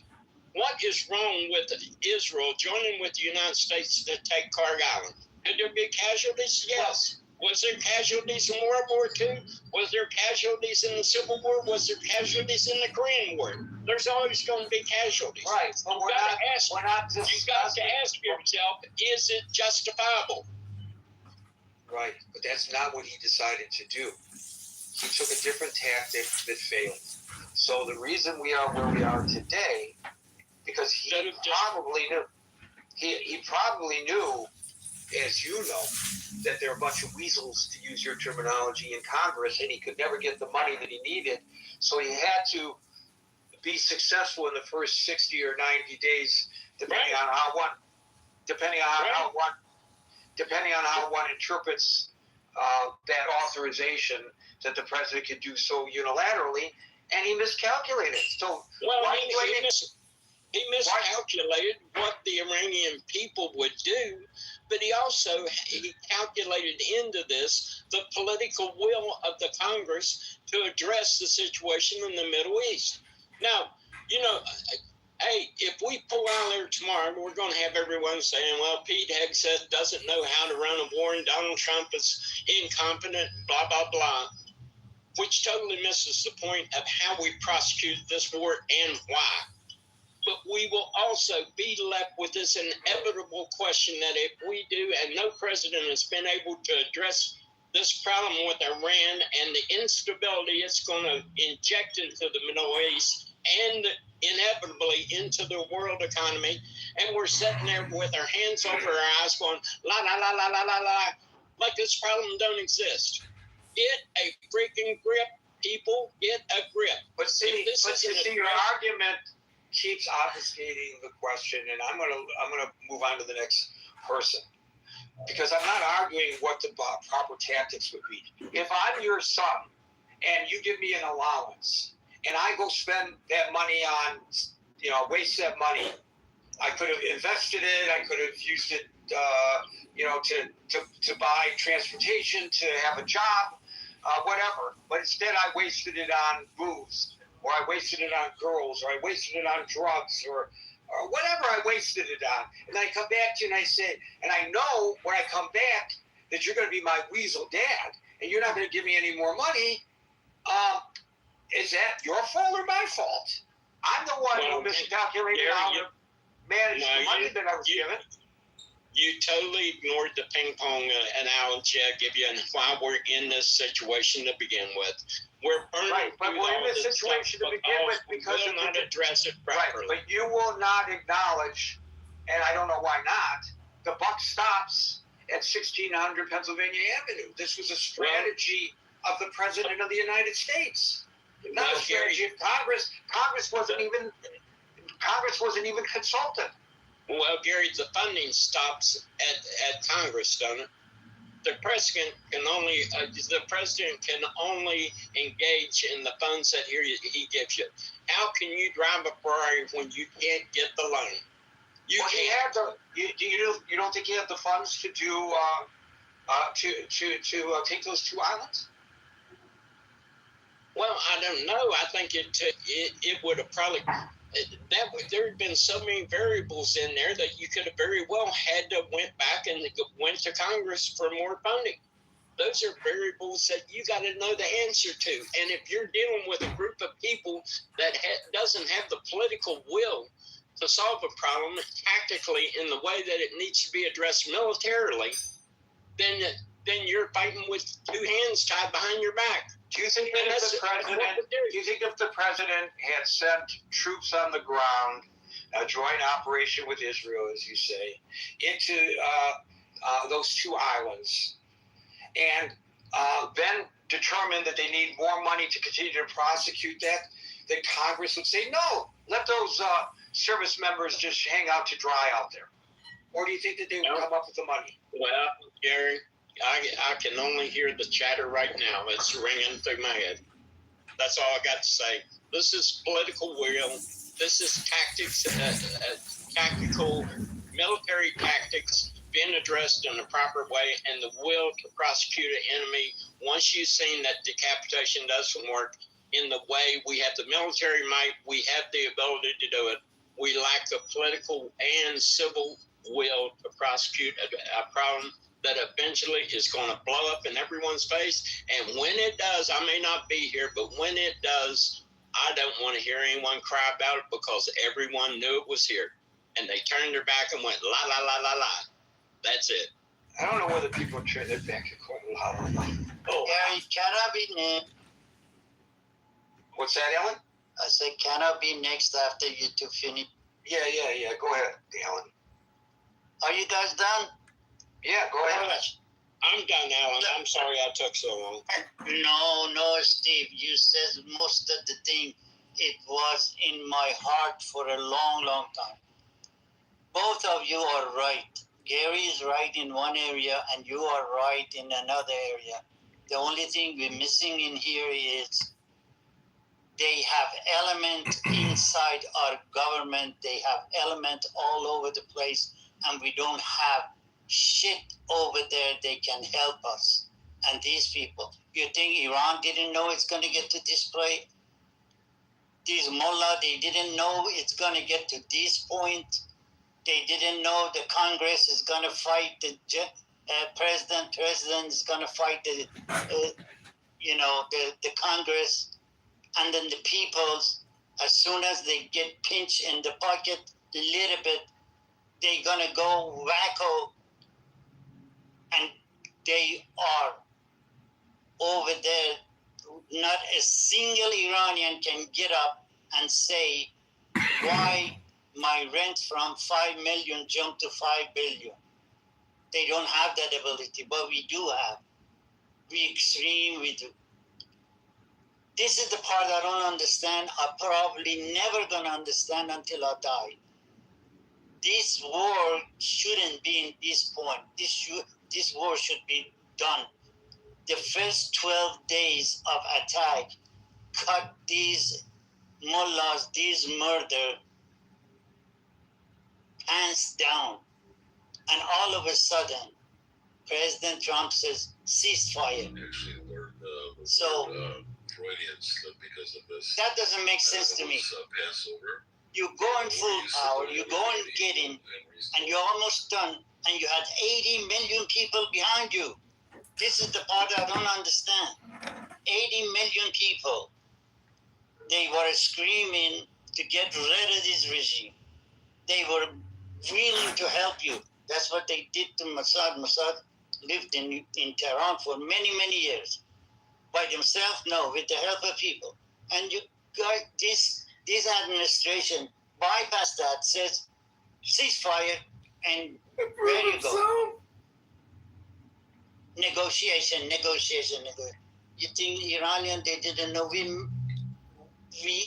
miscalculate two, 3 things. It's not just the financial, it's not just the way it works. The biggest things they did, they had man in here, they would report them 24/7. They knew exactly where it goes, and that's where we are here now. It wasn't hard to get those 2 islands. That's what I don't understand. We are broke. Well, they did it. Maybe there is a reason behind it. You, Steve, don't know. I don't know. Gary don't know. Scott doesn't know. But they know it has to be something. Somebody is making a benefit of that. Because of 47 years ago, they wanted to cut the Americans' hand out of that area. And they were successful by bringing Khomeini goes 3-4 months, sit on the apple trees in Paris, and then French, British, all the European. And you think now they're going to cut them own bread to help United States or Iranian? They have a free life. They don't give a damn about it. Practically. There's another part of this equation as well, and that is that it's been credibly reported that the president was advised that this tactic that he has taken will result in Iran's responding by choking off the Strait of Hormuz. And that's why he's got this political pressure on him today, because of the cost of gasoline. And it's not just the cost of the gasoline, it's the effects on other countries of the closing of the Strait of Hormuz.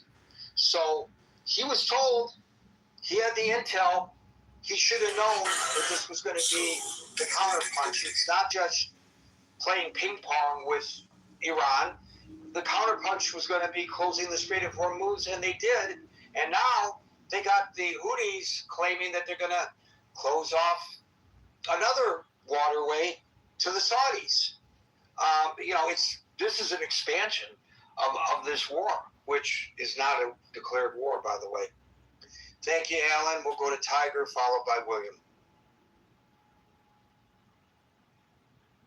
It's been a while, Gary. The short thesis that I have is that the United States military will never run out of cash. And I'm going to illustrate that with a little story. 2 years ago, General Dynamics acquired one of the subsidiaries that was designated by the Congress to make the M395 or 795 150 millimeter shells for the artillery to be used, by the cannons in mostly Ukraine. And they got some Congress funding, close to $1 billion. And the promise is they're going to increase the production of those shells from about 10,000 rounds per month to 300,000 a month in 2 years.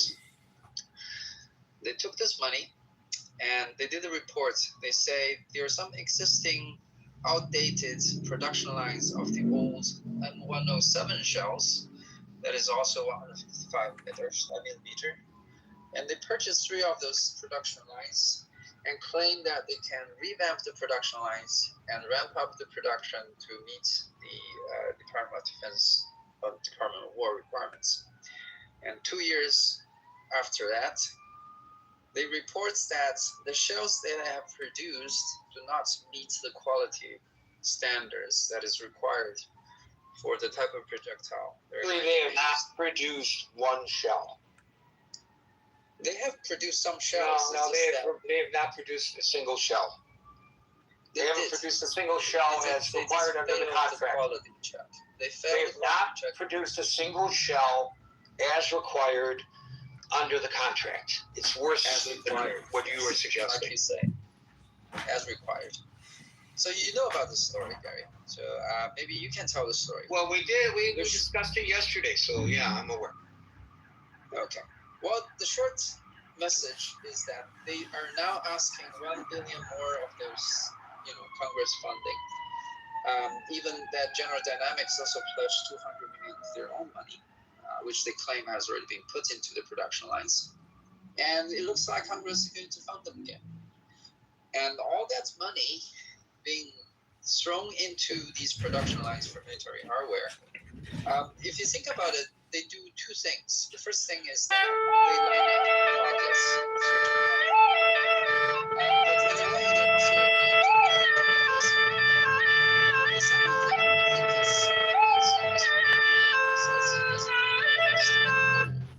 of these wars.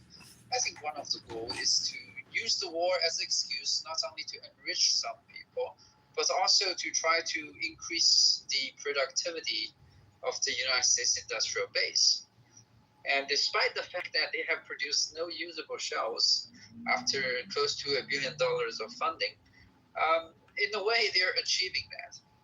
And despite the fact that the United States is $40 trillion in debt, it is clear since the United States has the power to create liquidity out of nowhere, and when they get injected into the U.S. economy, most of that get parked in the U.S. assets.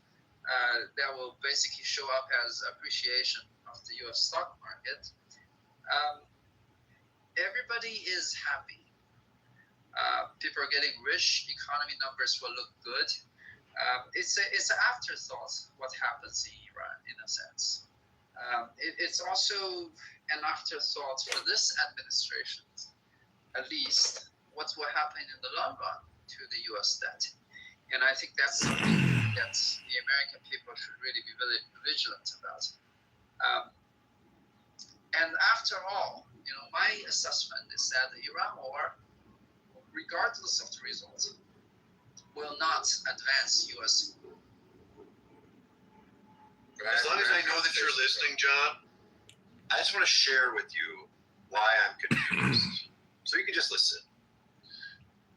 You said, I don't know everything. I admit it. Especially when it comes to normativity. I don't even understand normativity, to be honest. But I had to look up what does non-normative mean with respect to wrong? And apparently non-normative just means anything that simply describes, as you said, and I understand that part, describes, observes, or presents facts without. Oh my God, Jacob cut his hair and took a shower. Smelling like roses. Hello? Try reading a book. Sometimes reading a book is extremely useful. Thank you, Tiger. William, followed by Andrew. Okay, I've got about 5 points, and some of them are brief. One of the things was cameras. We have plenty of cameras mounted on the various military platforms that we're deploying, and we've got satellite footage and all kinds of images. So if we wanted to deploy or educate the public with those images, we certainly have the material capacity to do so, and probably have saved damages. Let me just interject by saying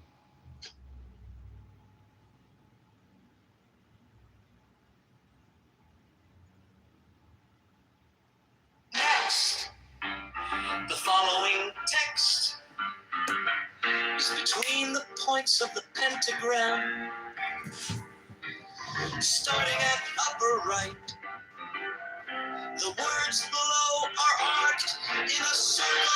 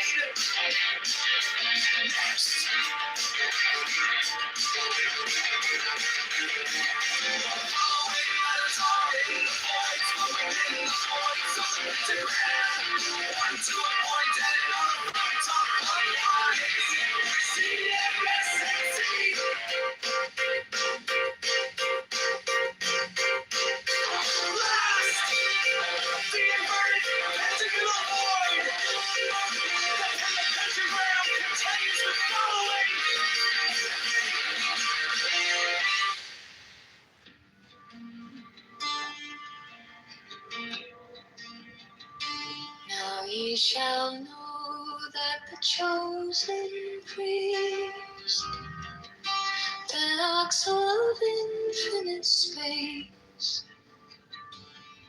is the prince, priest, the beast, and in his woman called the Scarlet Woman is all power given. They shall gather my children into their fold. They shall bring the glory of the stars into the hearts of men. 16, for he is ever a sun and she a moon. But to him is the winged secret flame, and to her the stooping starlight. But we are not so chosen. 18 burn upon their brows, O splendorous serpent. 19, O azure-lidded woman, bend upon them. 20, the key of the rituals is in the secret word which I have given unto him.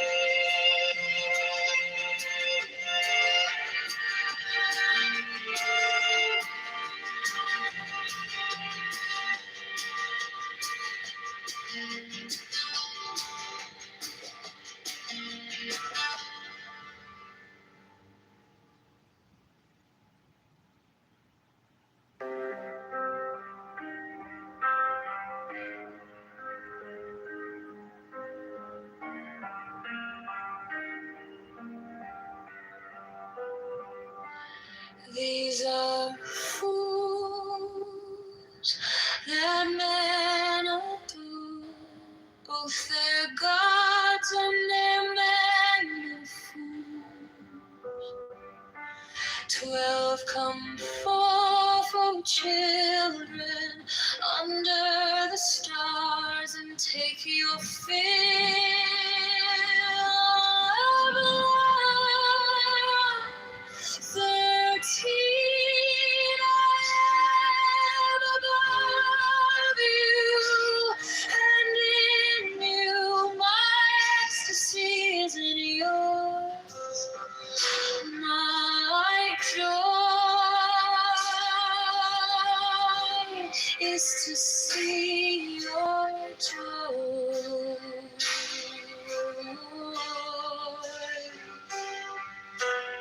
14 above, the gemmed azure is the naked splendor of new wind. She bends in ecstasy to kiss the secret ardors of Hades. The winged glow of the starry blue are mine, awake if not for soon. My joy is to see your joy.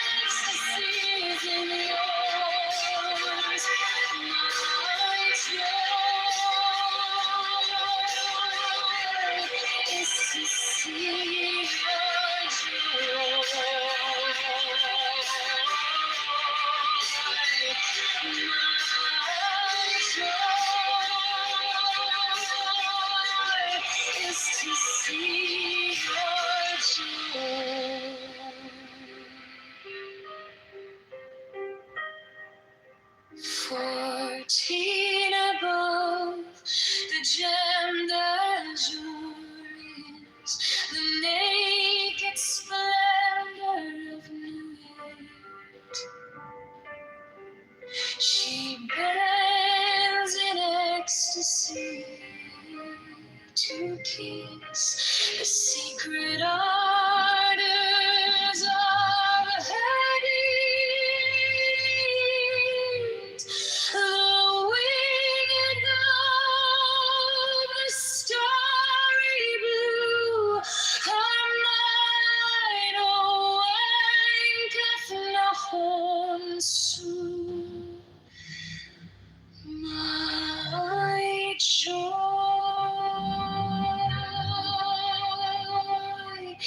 is to see your joy.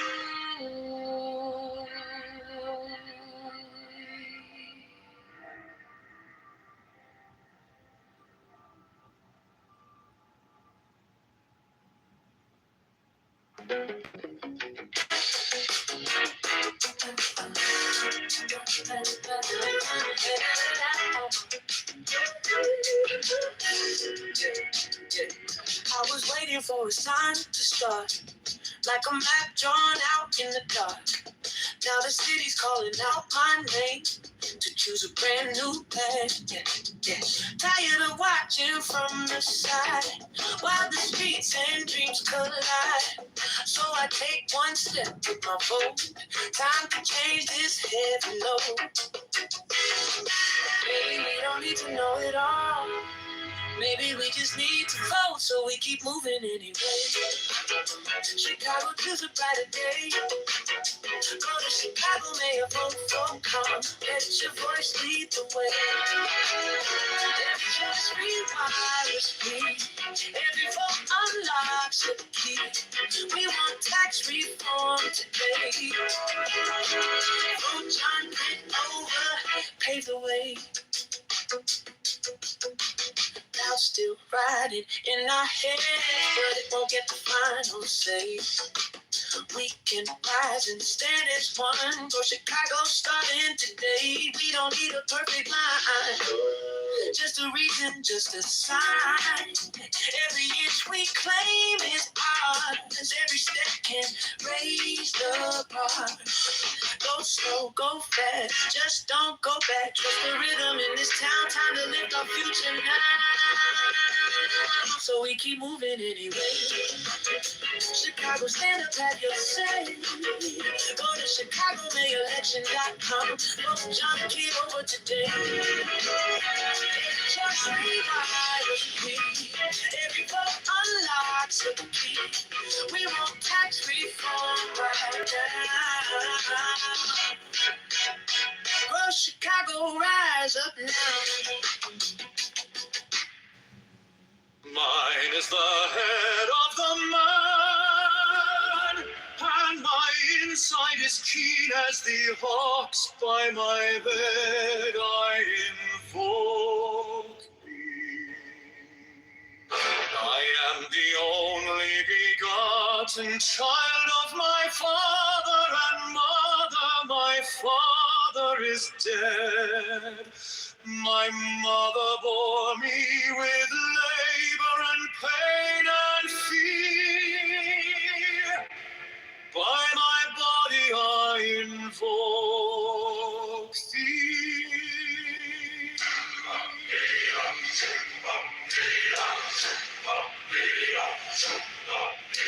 About me shine the diamonds of radiance, white and pure. By their brightness I invoke thee.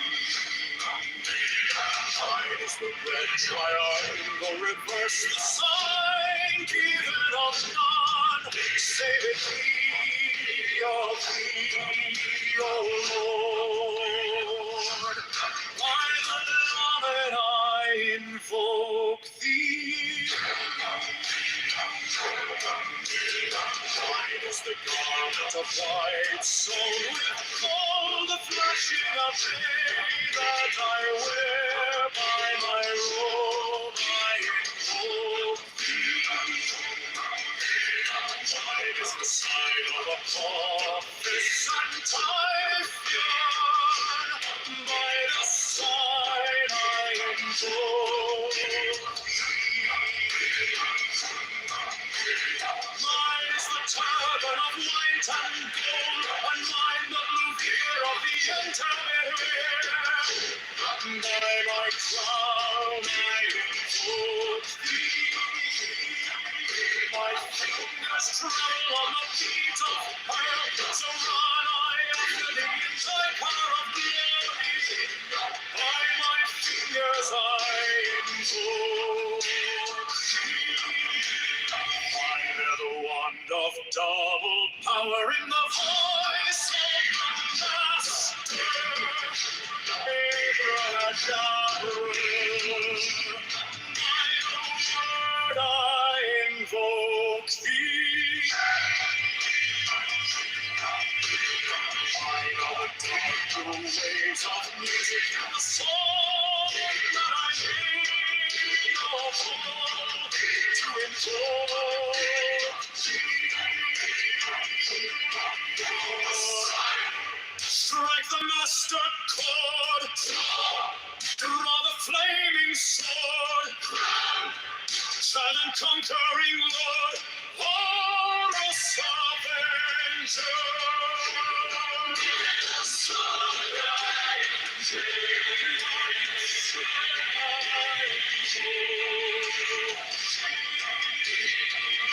In my hand is thy sword of revenge and strife. by the sword and the voice of the fire, the voice of the 611 are the voices.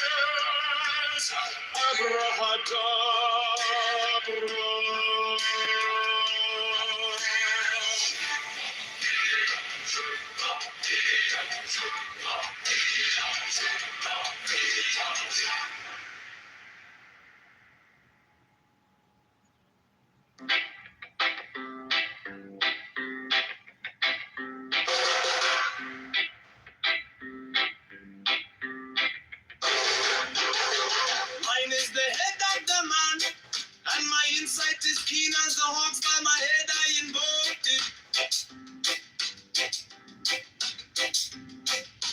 I am the only begotten child of my father and mother. My father is dead, my mother for me with labor and pain and fear. By my body I invoke thee.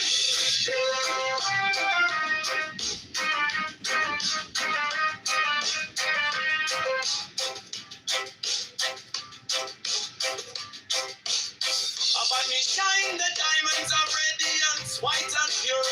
By the brightness I invoke thee. Mine is the red triangle reverse, the sign given of none. Save it be of thee, oh Lord. By the Lamb and I invoke thee.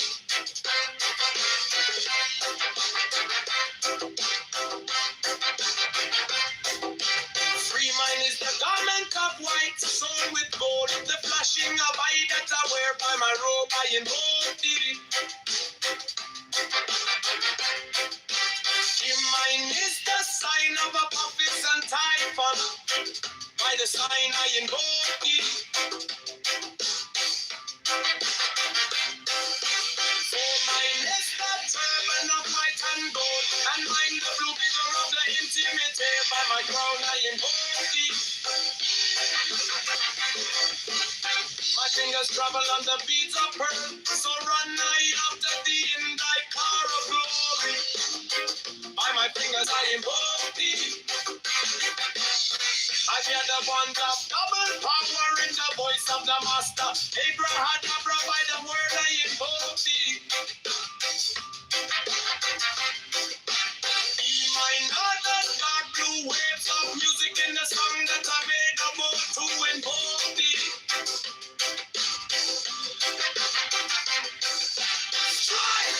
Strike a master chord. Draw the flaming sword. Trials and conquering love. Avenger, by the song I invoke thee.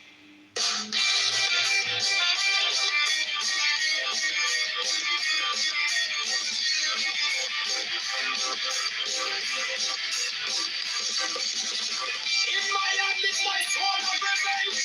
Let it strike and fight begin. By the sword I invoke thee.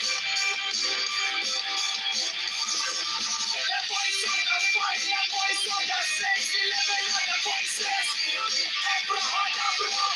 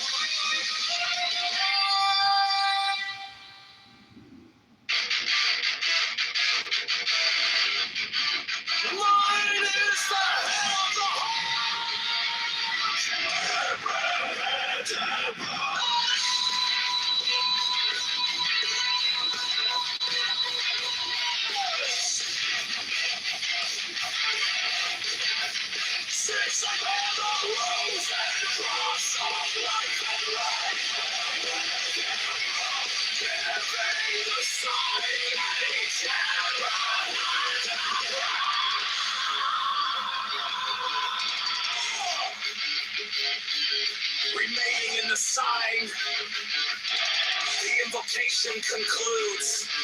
Therefore I say unto thee, come thou forth and dwell in me, so that every spirit, whether of the firmament, or of the ether, or of the earth, or under the earth, on dry land, or in the air, of rolling air, or of rushing fire,